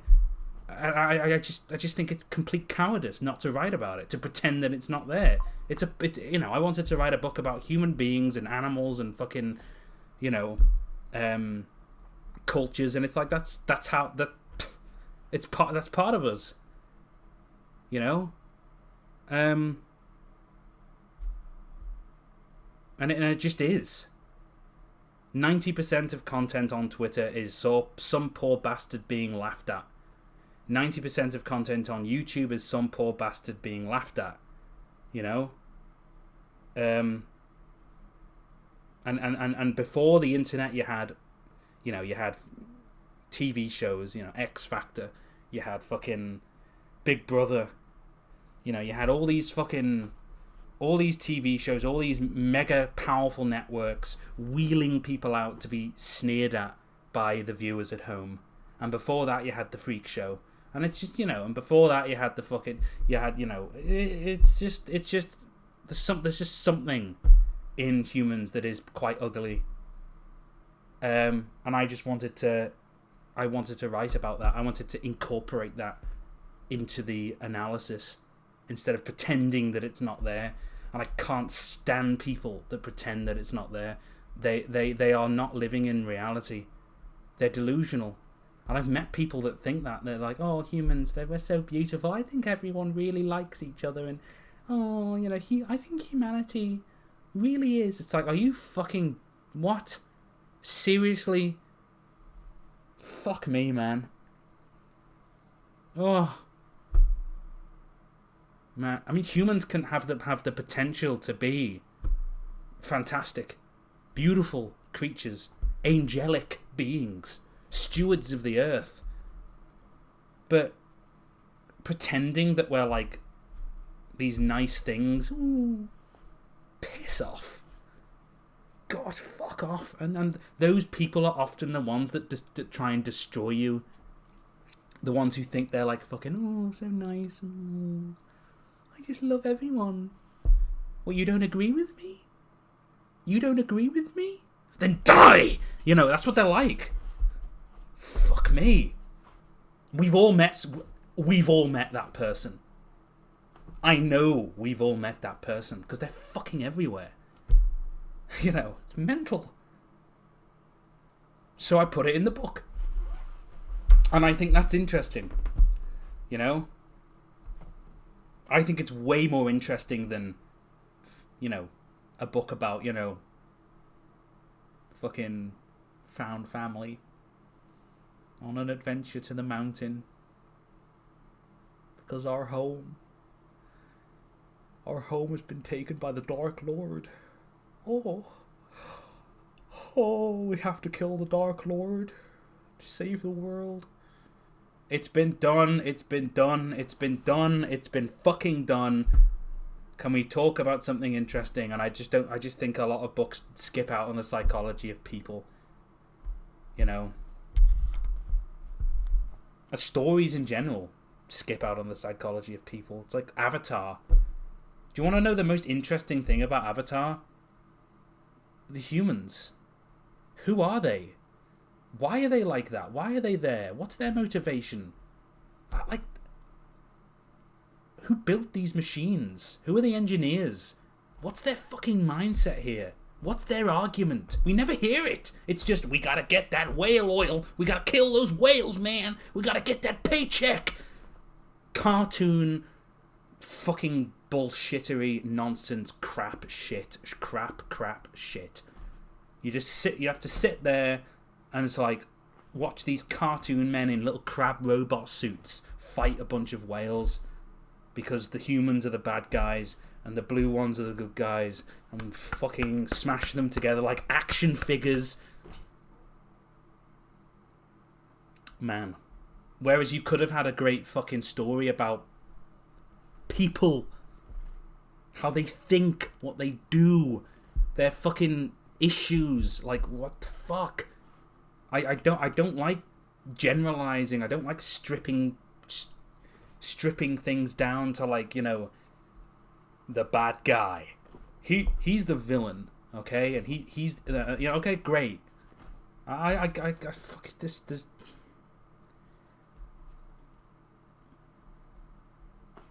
But all the best fucking antagonists are the ones that have got some meat behind them.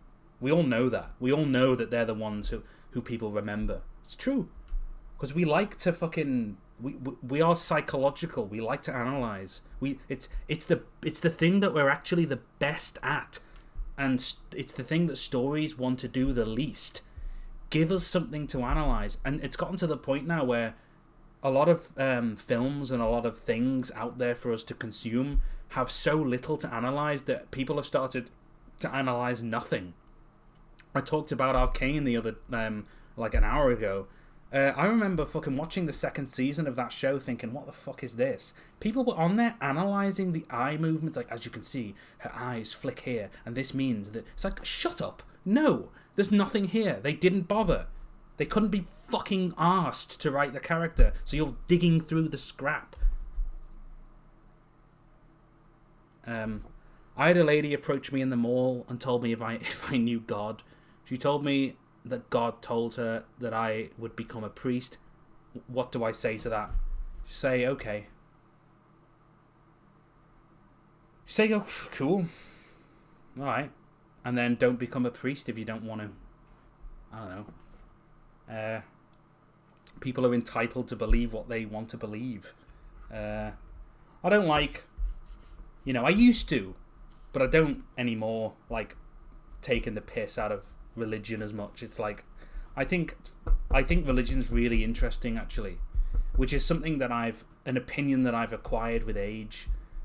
I think the mythology and the psychology behind religion is very detailed and nuanced. I don't believe it. I'm not a religious man. My parents weren't religious, you know. I'd come home and they'd say, "What did you learn about today?" And I was like, "Oh, well, they told us about God and shit." And then my dad would be like, "Well, that's a load of crap, isn't it?" You know, the Earth's fucking this whole year, they're 14 billion years old. Who fucking teaching you that shit? So I don't know. Fuck it. I mean, if there is a God, he can forgive me, depending on which God is up there, because that seems to be up for debate, doesn't it? Oh well, fuck it. We'll see. Have to head out. Got to do some stuff with my electronics. I wish I could show you some pics of it out here. Anyway, can't wait to read Wonderlust. Thank you very much, Sky Bridget Rain. Good night and good luck. The all-time low. Thank you. I can't help.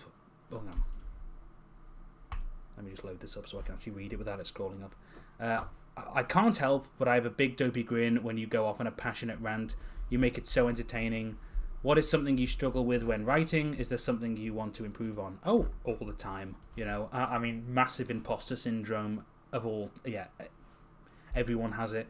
Sometimes I read stiff stuff and I think, oh, you know, I think I'm getting better at just accepting the fact that I can always change it if I want to. Like the second edition of Amygdala, like I wanted to go back and add some bits in. I wanted to make some of the bonds in the book stronger, and so I did. And that was it, and it was really easy, and I just thought, oh, okay. And Tolkien never stopped fucking with Lord of the Rings until he died. You know, it's like, yeah, I mean, if I want to change it, I can, really. I don't want to change it a lot, because then it's a bit stupid, because it's like, well, you know. But, you know, little things, you know, little bits of description or little bits of language, I can change. I'm happy with the story. Bits that I struggle with, knowing when to like rein it back. I think I have a driving force towards extremes. I really like to fucking go to extremes, and you know, I like to push things to their most to their limits, really. Sometimes when I'm writing, I have to decide, is this correct for the tone? Does this serve a point? Is this too much? In some cases, you know, it's like, it has to be that way. And a lot of the time, what I'll do is when I'm writing a scene that is quite edgy, that is quite graphic, I will go onto Google and I'll go through different articles and different historical excerpts of things that have happened in real life. Like, for example, one of the major character deaths in Amygdala, I won't spoil it for anyone who still hasn't read it, I imagine most of you here have. It was directly influenced by the death of Mussolini. Almost piece for piece. Very brutal, humiliating death at the hands of the crowd. And, you know, a bit of the French Revolution as well. You know, some of the stuff they did to the royals there, very, very brutal. Again, very demeaning. You know, not particularly dignified. And I thought, right, this happened. This is what human beings do to each other when they have righteous indignation. I can either make the death clean and honourable, like everyone else who does writing, and you know they die and they go, oh. Or I can reflect a real and kind of scary human behaviour. So I decided to do that. And I did. And I'm glad I did. I'm glad I did. Because it's like, you know, so yeah. It's what people do. Sorry. I didn't fucking kill Mussolini. Anyway. Yeah. So...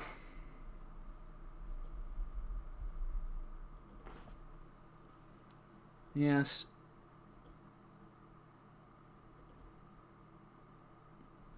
Human behavior is like... Oh, man.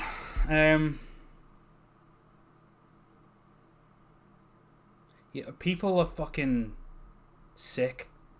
You know, they do horrible things to each other and animals and everything, and it's like... I just think it's like the audacity to act like we don't. It's just fucking, you know, that annoys me. That you know, I'm happy to like entertain like criticisms of the book and people who don't like it for certain reason, and that's fine. I don't take that personally, or you know, it's difficult not to take some things personally. But you know, I try not to take things personally. It's like, you know, style, taste, everything like that comes into effect, you know. But, you know, people who say that, like, the book is, like, inappropriate because it describes these things, and it's like, what world are you living in? It's like, how are you going to call this inappropriate when you're literally living on this earth? You know? Silly. Hey, Carmen. Hey. Carmen just walked in. Hello. Do you Carmen just walked in and went, "What up?" You've never done that before. I do. Do you want Marcus, Carmen? No. Do you want Marcus?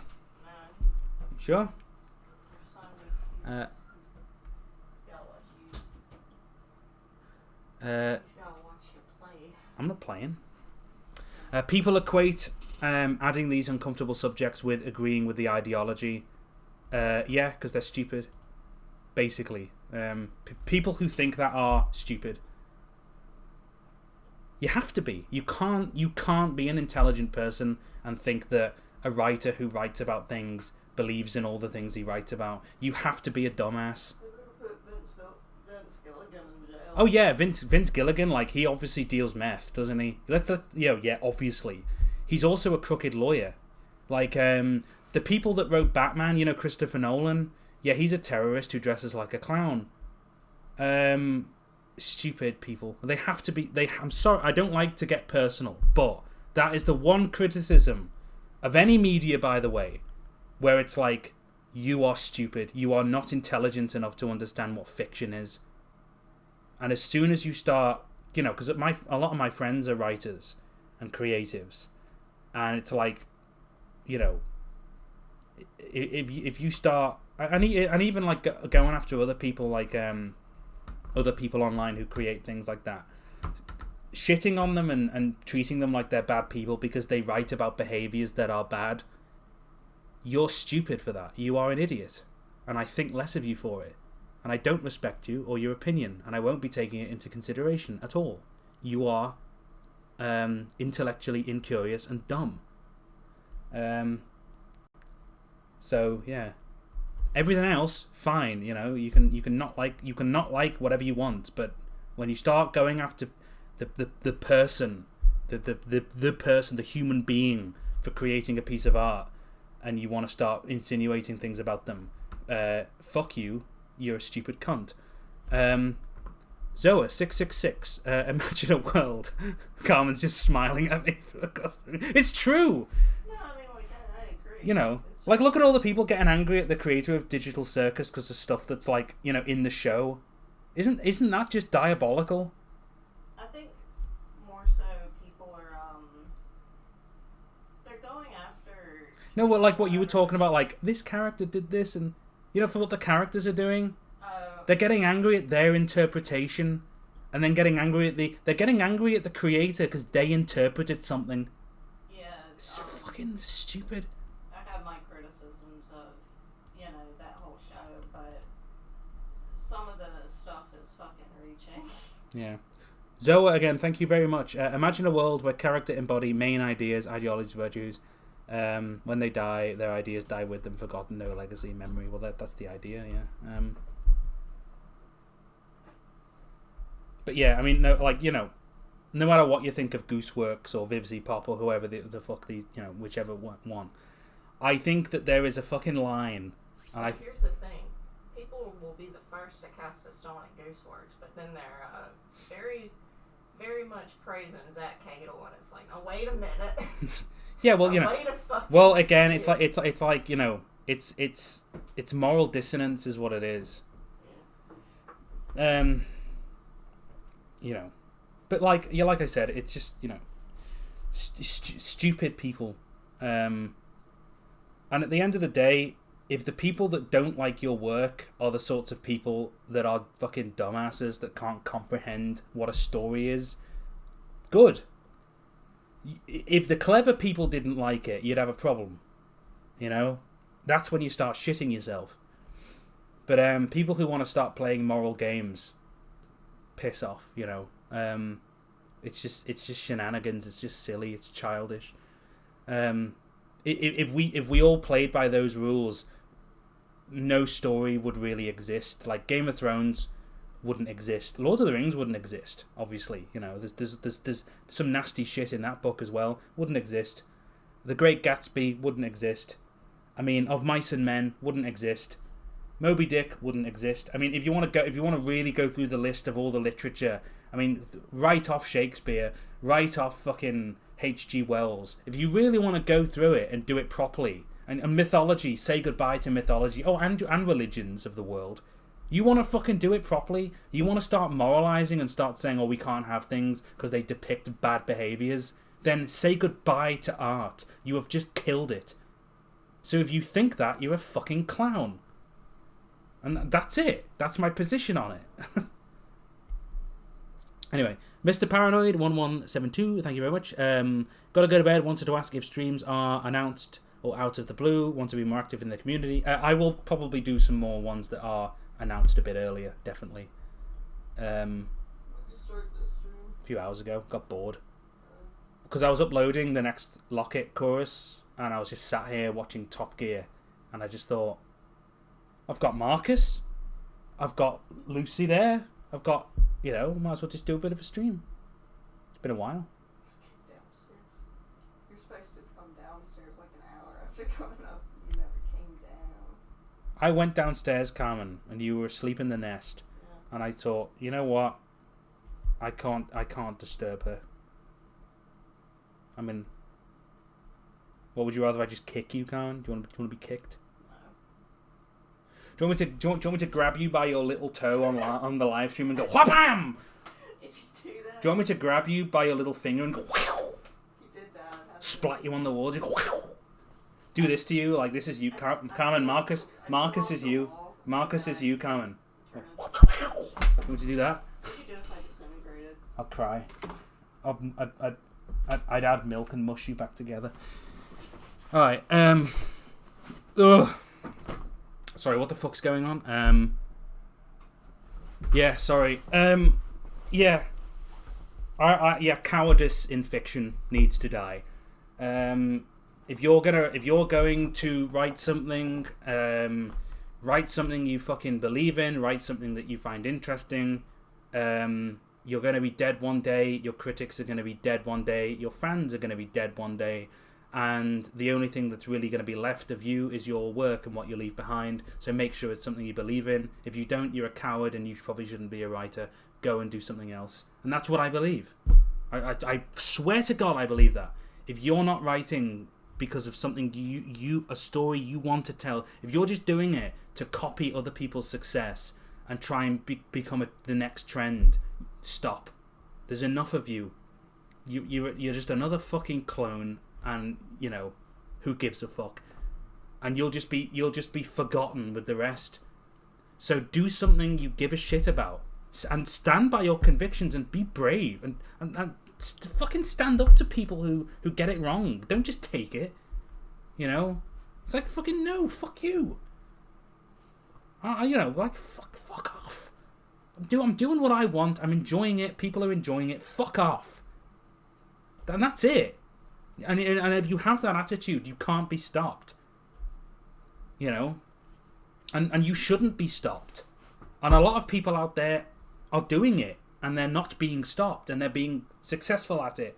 I think like, do something you believe in, or don't do anything at all. It's like, because otherwise it's just fucking noise, and there's enough of that in the world. There's enough of that in the world. And I speak to people all the time, and I know that so many people have so many fantastic ideas, brilliant ideas, but they don't believe in themselves, and they think, oh no, I'll get bullied, or it's cringe, or fucking do it. Do it. Who gives a shit?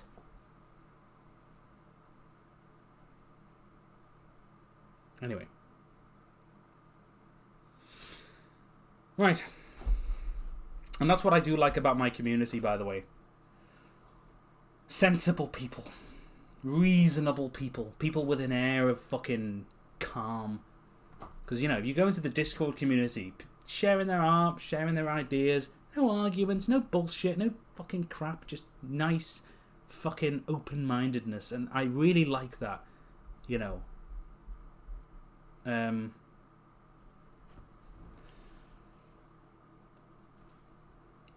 also, you know, I'm wary of, like, growing too fast. That's another thing that fucking, you know, scares me a bit. And for good reason. If you slowly cultivate your audience over the course of your life, then you create a familiarity, a sort of family. You create this idea of like knowing them and they know you, and it's like you can relax a bit because you're not really, you know, a big celebrity. You're just like a guy that, you know, it's there. The trouble with being viral overnight is that all of your audience are strangers then, who don't know you, who don't give a shit. And that's how you just end up getting into all sorts of fucking trouble with them and issues with them and having fucking, you know, clashes. And I think one of the main reasons that I just don't animate bigger things, and I haven't done any, you know, big projects, pilot stuff, is just because I don't want to, because the story isn't done yet. But also, I quite like the fact that it's a gradual growth of a mindset, of a community, of people, and that's comforting to me.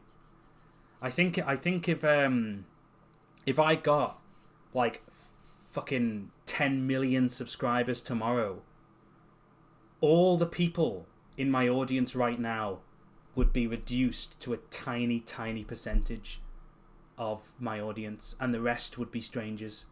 And I just think that's sad. I think that's awful. And I hope it never happens. What I hope happens is that over the course of my life, as I write these books, and as I gain wisdom, and as I fucking produce, I can gradually build that up higher and higher and higher, you know, and earn it piece by piece. So even if I do get like a nice big audience, I know them all, and they know me, and there's a sense of familiarity there, and it's not a bunch of fucking random strangers fucking haranguing me for more content. That is a fucking nightmare. So yeah,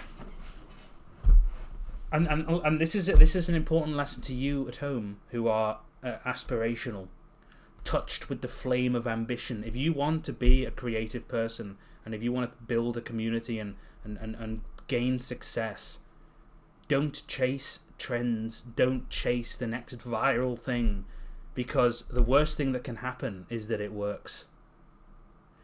You chase a fucking trend, you get a bunch of fucking random strangers following you because you did one trend.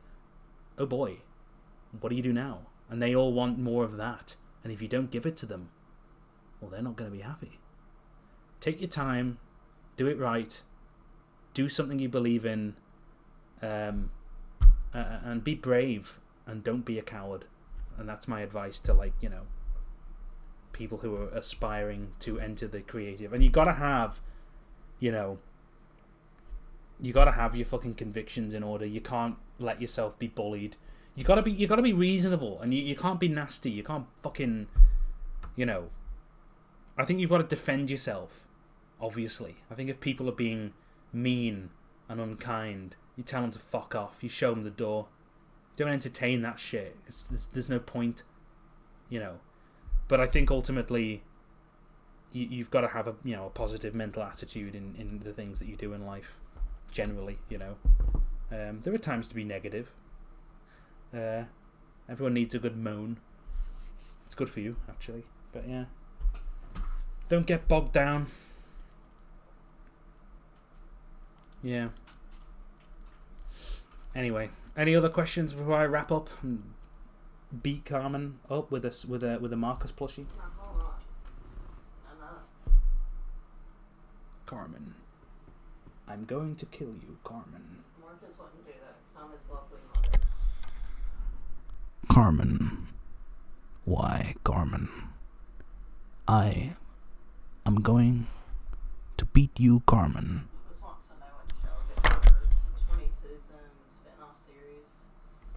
20 season spin-off series? Well, you know what? That brings up a good point. I may do small novels. That's an idea that I was playing around with.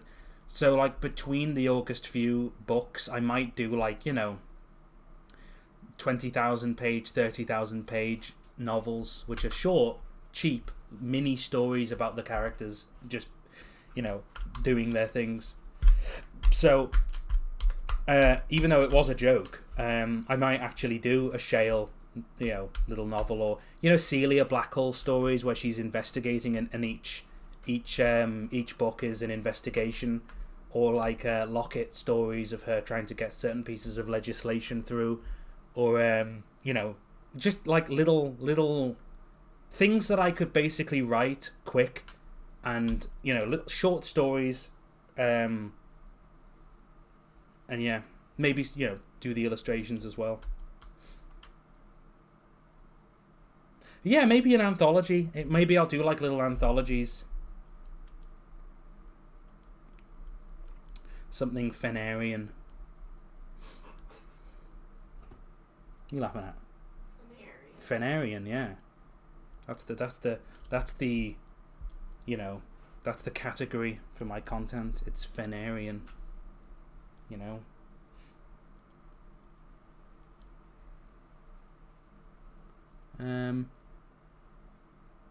Nicholas Crawford, I wonder, Sam, have you read The Creature from Jekyll Island, Atlas Shrugged, or Two Babylons? No, I haven't.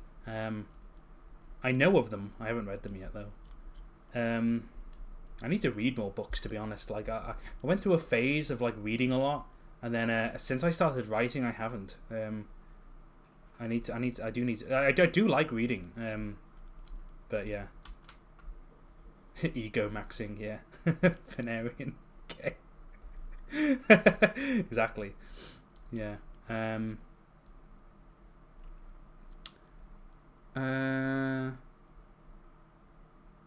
Comics, yes. Okay, so I am working on a comic.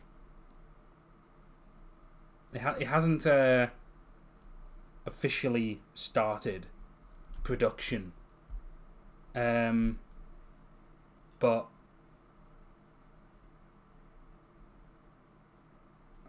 it will. What?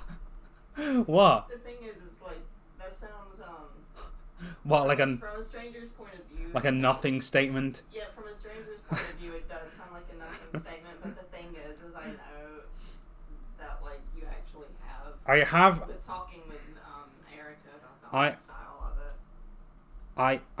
I have an artist called Erica, good friend of mine, and I may bring in other artists as well to help out with some bits and bobs, because obviously it's a big project. But Erica's going to be definitely the lead artist on it. Very good friend. She is the one who created Mystique.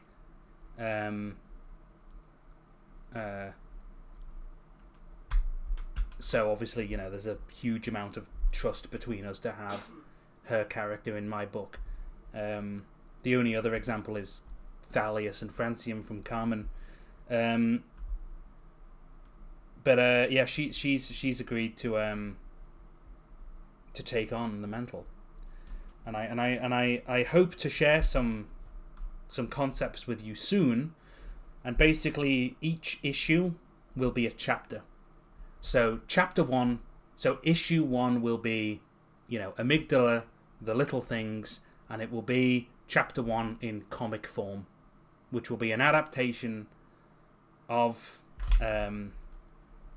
eventually all the books as a comic. And we're going through a very, interesting style.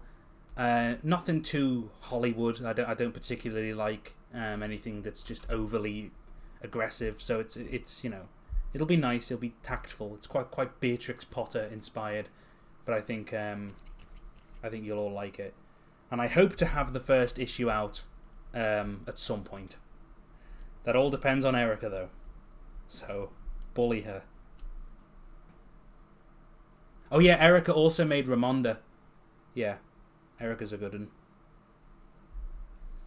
I've been playing through Bloodborne with her, saving her ass. Well, did I help you with I did. Yeah, I was gonna say, well, to be fair, she beat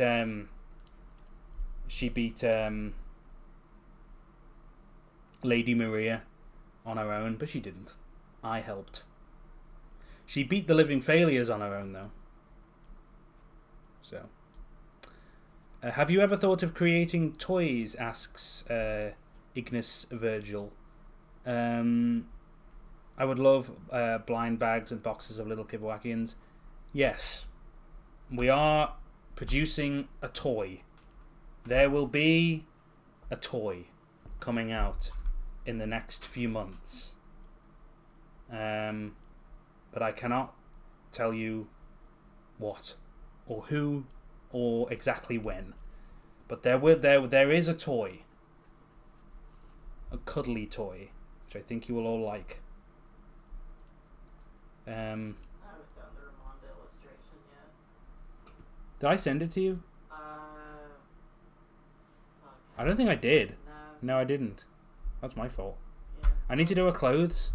Yeah, someone was asking, can we see the Ramond illustration? Yeah, we'll share the Ramonda illustration when it's done. Ah! You hit me. You fucking hit me.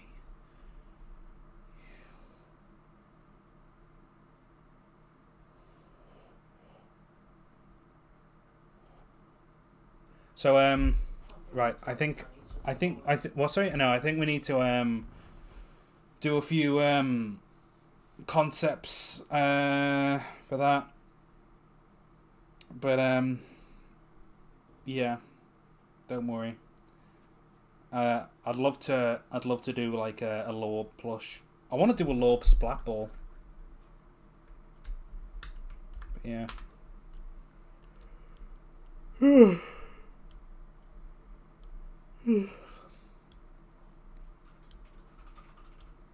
What are you doing, Carmen?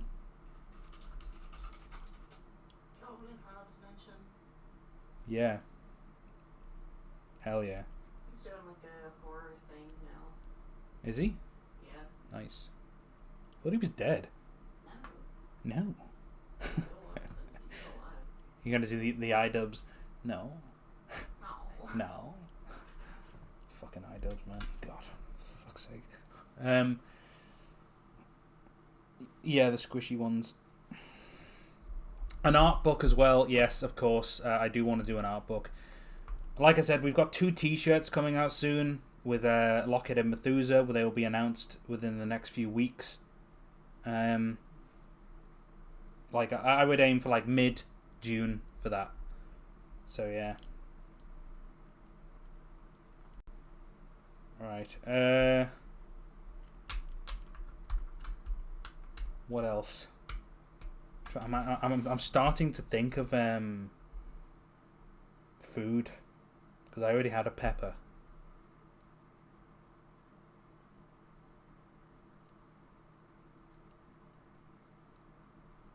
Should I?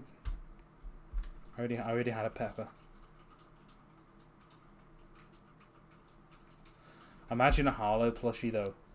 You'd have to fucking explain to the manufacturer in advance. Trust me, right? So this will sell. Yeah, a Kiv cookbook. There's so many things you could do. That's the good thing about having this sort of world, is you can do anything. You know, I want to do a Dark Souls style game. I want to do a Little Nightmares style game where you play as like Fowler Lucy surviving. You know, there's so many things you can do in this world. It's so fun. Why shouldn't I eat? It's 2 a.m. Don't eat. Why? Yeah, I had a pepper before.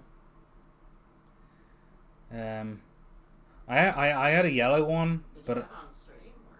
yeah, I ate the pepper on stream.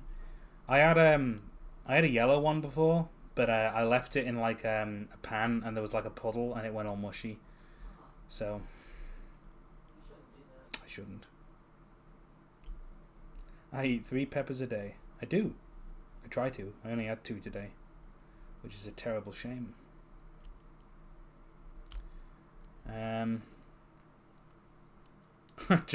did drink broccoli. Yeah. I liquidized my broccoli in the soup maker because I was like, I'm too busy. I can't afford to eat this broccoli. I have to make it liquid.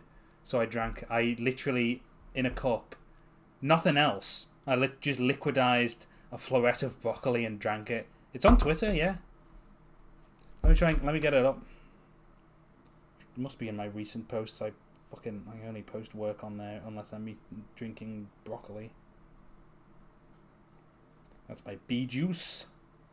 There we go. That's my empty cup after drinking broccoli. Yes. That's vile. It's just broccoli, Carmen. Yeah, but it's liquid. So? What do you mean, ew? Water's liquid. Do you think water's gross? Nah. Ew.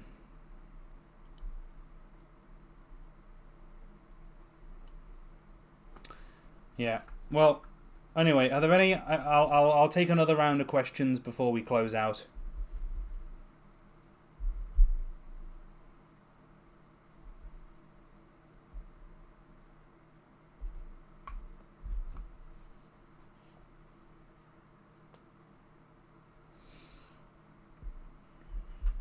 Flax accent, probably some kind of French accent. Ew. Jade's gonna beat you up. I'll say it to her face.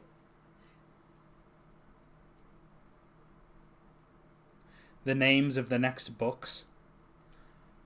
The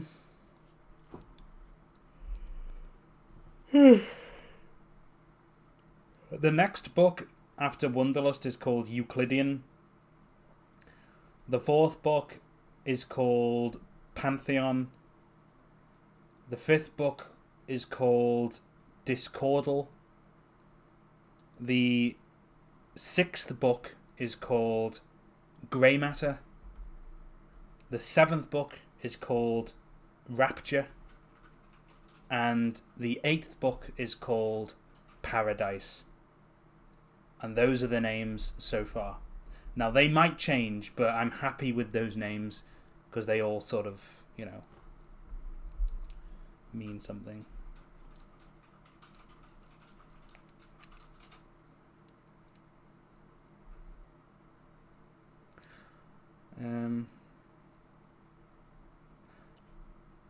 I suppose I could read a bit of Wonderlust, but like, I'd have to pick something that's like not spoilery.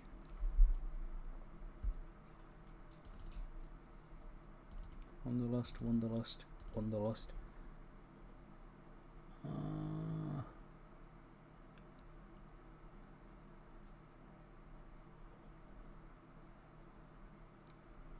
There we go. That's it.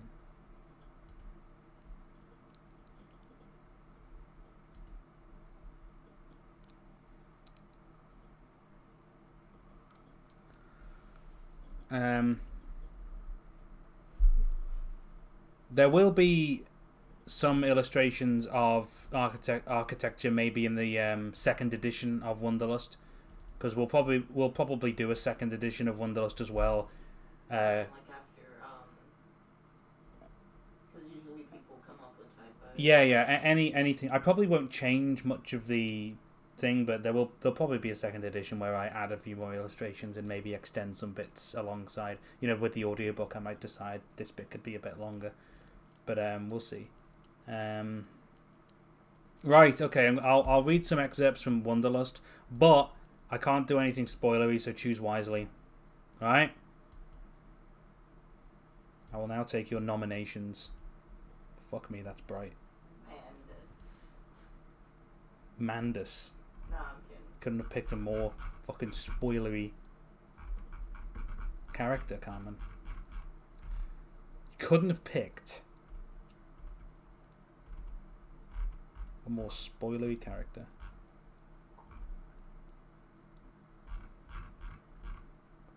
Let me see.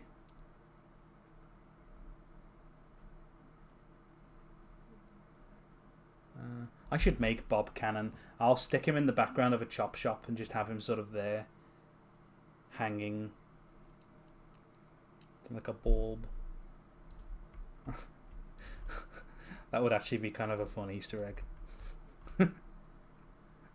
Put him in the put him on the cover of the Kivik cookbook.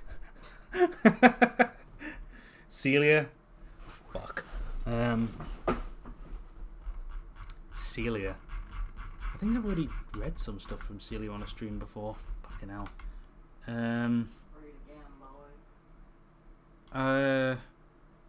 I need to make sure I'm not spoiling anything again. Well, as soon as you get to spoilers, you stop reading. Well, that's not going to be very fucking fun, is it? Well, for me. It keeps people interested, because then they'll be like, what happens next? And then they have to wait. So. Oh, man. Trying to think. I'm genuinely trying to think of a Celia scene that isn't a spoiler, because you know what happens in the second book, Carmen. Yeah. You know that it... Oh.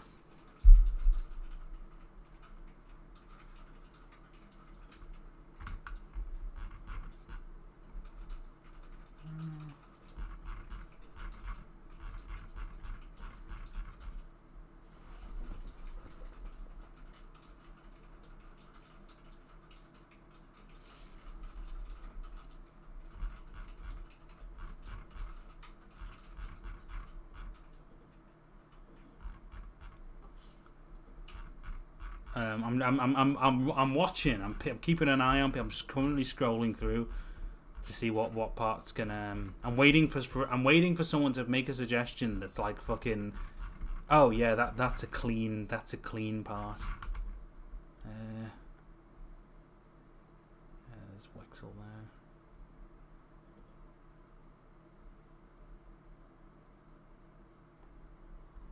there.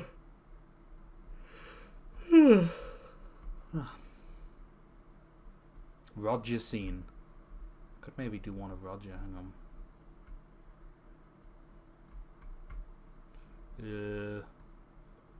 Painted sky.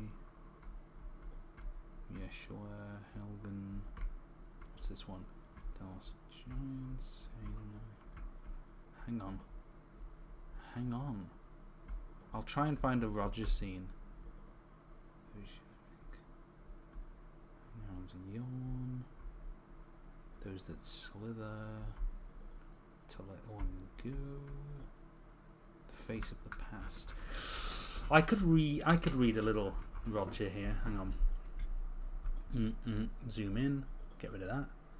Okay, I'll read a little excerpt with Roger and Hayden. That way I can meet two demands at once. Okay. Will this be acceptable? Okay.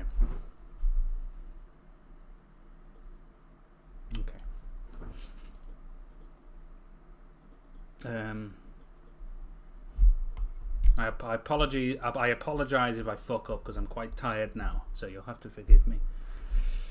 Let me just make sure there's no spoilers in this section. Okay, no, it's fine. Okay. Trickling through every district of Halo was a slow and lazy river. It weaved in and out of Mandosian space, taking its visitors far and wide, shallow and deep. Roger left his clothes and cane on the mosaic stairs, then made for the pool. His body was thick and firm like a barrel, and at the back of his rounded backside was a short, scruffy tail. As he entered the waters, his soft brown fur turned heavy and black. His square spectacles remained at the tip of his nose, and through the glass he saw the steam rise and curl. When the fog came, he growled and pulled them from his face, tossing them onto the pile of threads. Then he waded deeper. Stopping to read the fucking comments. Then he waded deeper. Upon turning a corner, he saw a large groove in the wall, shadowed by a tree hewn from white stone. Hanging from the branches like baubles were various soaps. This was the work of the Halo maidens. Below the tree was a large shape, grey, blue, thorned, with a multitude of beady red eyes. "You're early," said Hayden. His firm Herculean body had sunken down only to the knees. Roger reviewed the form with his good silver eye, a great contrast to his soft and pudgy self. "I have many meetings," he said, plucking a sparkling red ball of soap. "And you speak with little haste, General." Hayden sat in the pool, creating a series of rippling waves, allowing the water to rise to his ribs. "I think before I speak, Penny, and when I do, it is with exactness." Roger stood with the water to his shoulders. "And did you think before you made that speech before the court? You would lecture me on carelessness. You, Penny. Have a care, Hayden. Barnaby was the author of that mess, not I. Oliver had a hand in it. We all did." Hayden shook his shark-like head. "The descendants abstained from the vote. Wexel abstained. But did Saxon? Did Brewerton? Did Salazar? Did the city?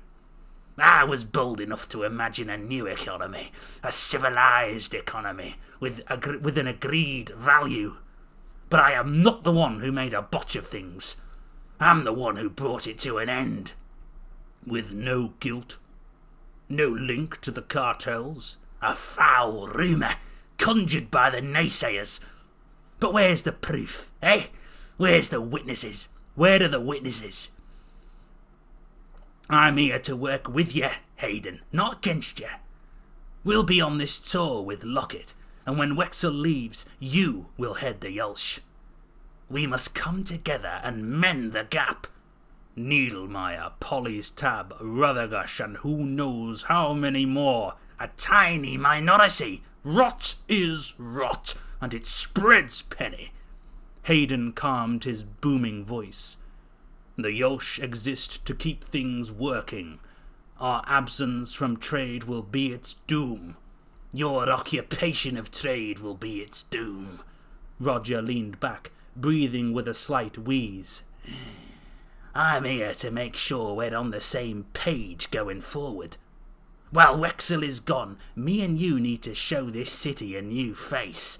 The face of the future." Hayden stood, spreading another wave.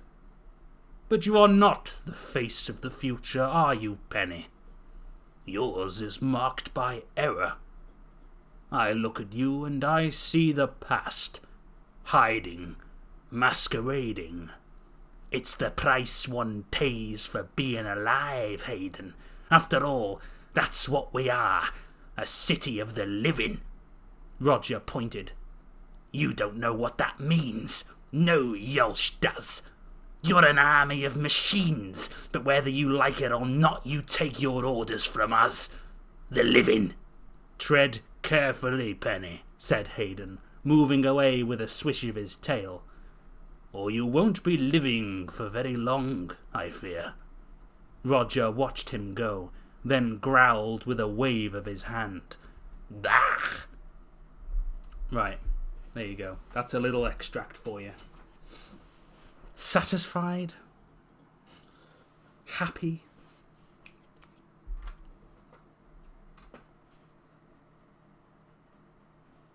Okay.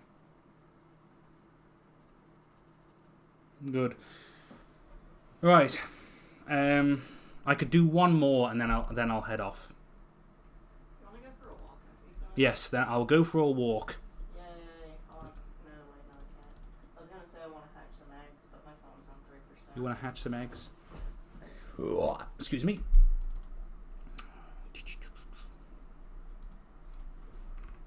Now, Erica. What did Erica say? Harlow Mystique scene. I don't think that's appropriate for the stream. I don't think that's. Erica. I don't think that's appropriate for the kids at home. Also, hi, Erica.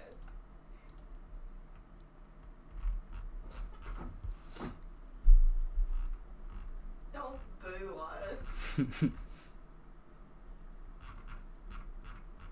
Let me see.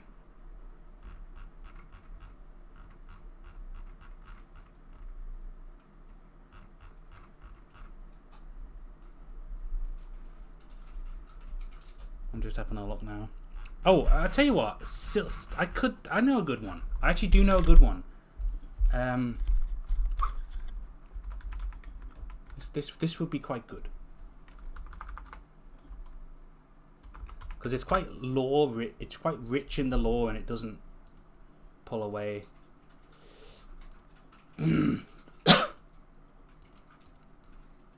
Aha! There you go.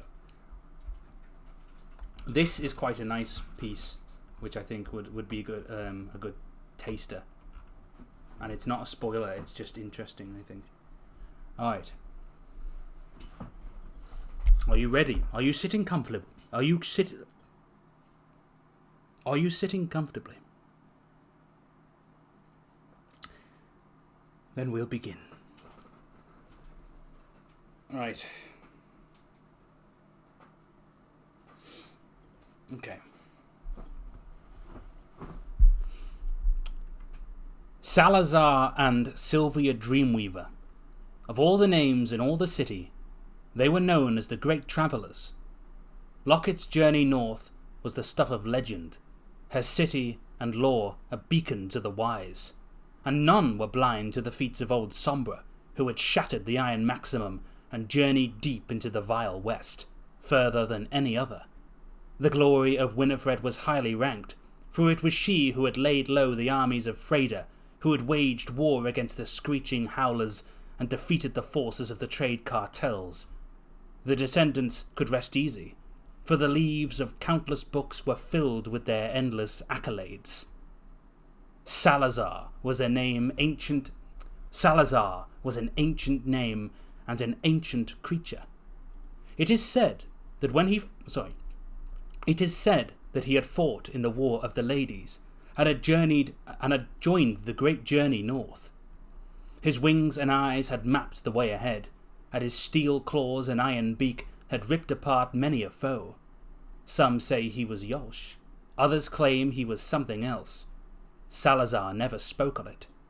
For most of history, he was known as the Great Old Watcher, voice of the frontier, homed within his many towers, mapping the lands, guarding the border of the Glaze. And his army of the winged and the beaked were known to follow his command with all the passion and fever as those marked with Yolshan gold. On this expedition there could be no other choice. He would scout and map the way. He would lead the Watchers. Sylvia Dreamweaver was a most peculiar case. It is said that she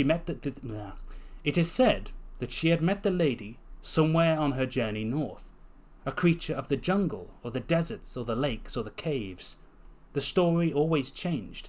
Sylvia never detailed the specifics of her origin, though her songs spoke of many strange lands, none of which had ever been found on the Watcher's maps. Perhaps she was merely a poet, or perhaps she hailed from the oceans of the east, or the depths below, or the light from on high. But not the west. Nothing sane came from the west. Whether she dwelt before the coming of the wherever she dwelt before coming to the Glaze, it must have been a place of light, many assumed, for she studied these colours like a language of its own. And without that ancient knowledge, the city would not be as it was. The voice of light was Sylvia Dreamweaver, ever wise, ever trusted. On this expedition there could be no other choice. She would advise in every matter. She would lead the Whispers. And I'll leave it there. Okay? Little extract for those two. The smelliest character is Ingrid, but you will have to wait. Right, satisfied? Good. I will probably stream again at some point because I do enjoy the rambles.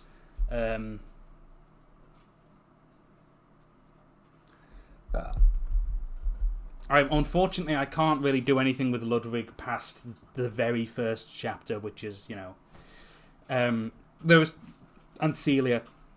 There are some characters that are like so fucking close in proximity to spoilers. It's like there's gonna be something in there that gives it away.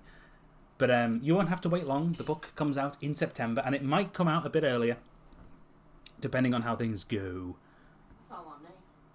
It's all on you, Carmen. So if it's not, then you know to punish Carmen. No. Yes. I'll go into Deliver hiding. unto her your righteous fury. I'll go into hiding. I'll never see you again. You'll escape on your little tape deck. Yeah. You'll go. I know. I feel Really really, getting take that. See what I'll do. Whoa. Where'd you learn that? Oh my god. Hold on. Yeah, I did.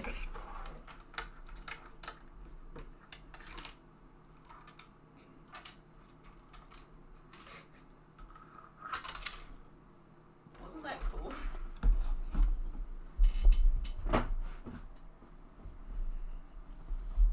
Very impressive, I'm sure. I'm sure we're all very impressed.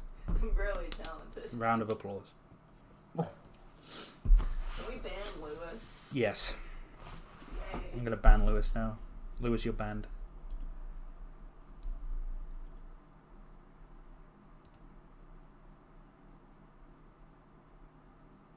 What did Lewis say?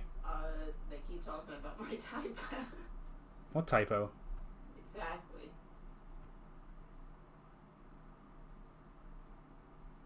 A manus? Sam. What if I put Lewis in timeout? What would happen? What would actually happen if I put Lewis in timeout? Should I do it? I feel like that would be funny. Oh, wait, hold on, yeah. I'll put Lewis in timeout for 10 seconds.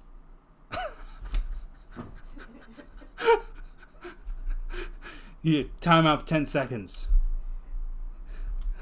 No,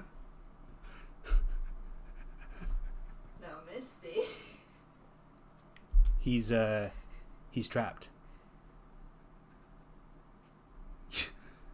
Oh, he's back. You wanna do that? You wanna do that, Lewis? 10 more seconds.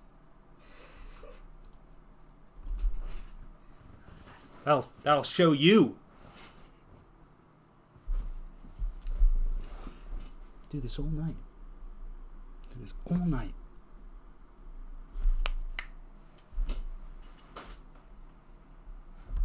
What if how long can I put Lewis in timeout for? Can you 24 hours. The thing is if it's 24 hours, is it 24 real hours or 24 streaming hours? 24 streaming hours. Oh yeah. You put someone in timeout and then the next day they're back. Lewis, apologize, or you'll be going into the goodbye box. You want to go into the forever box? 1 minute in timeout to think about it. 1 minute. And I can view the deleted messages. But no one else can. I can. Oh.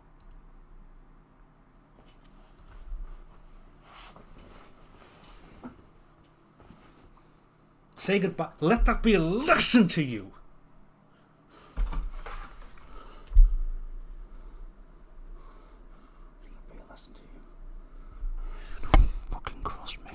I just noticed the little Bucky beaver in the... What? I just noticed the Bucky beaver in the frame.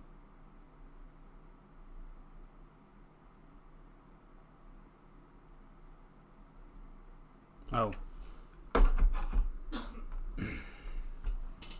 Sorry about that. I got a bit carried away.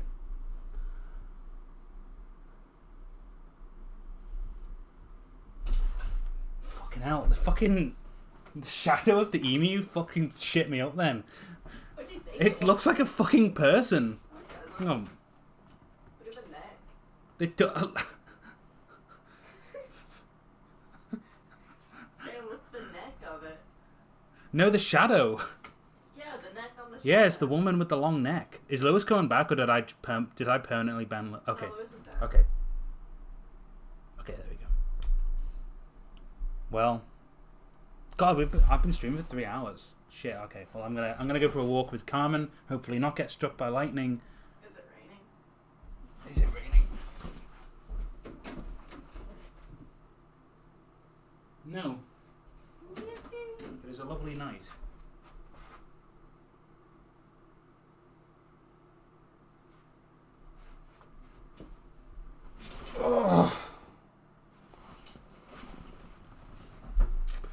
Right. Well, I will bid you all a good evening.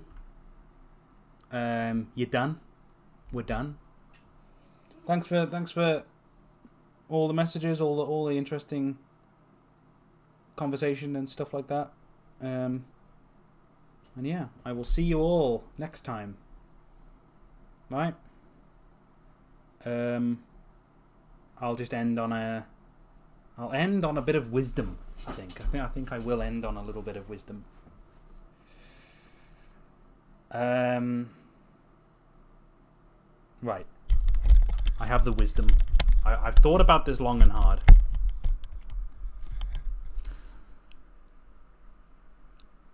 That's pretty good wisdom. Hang on, I haven't started yet. I haven't started yet.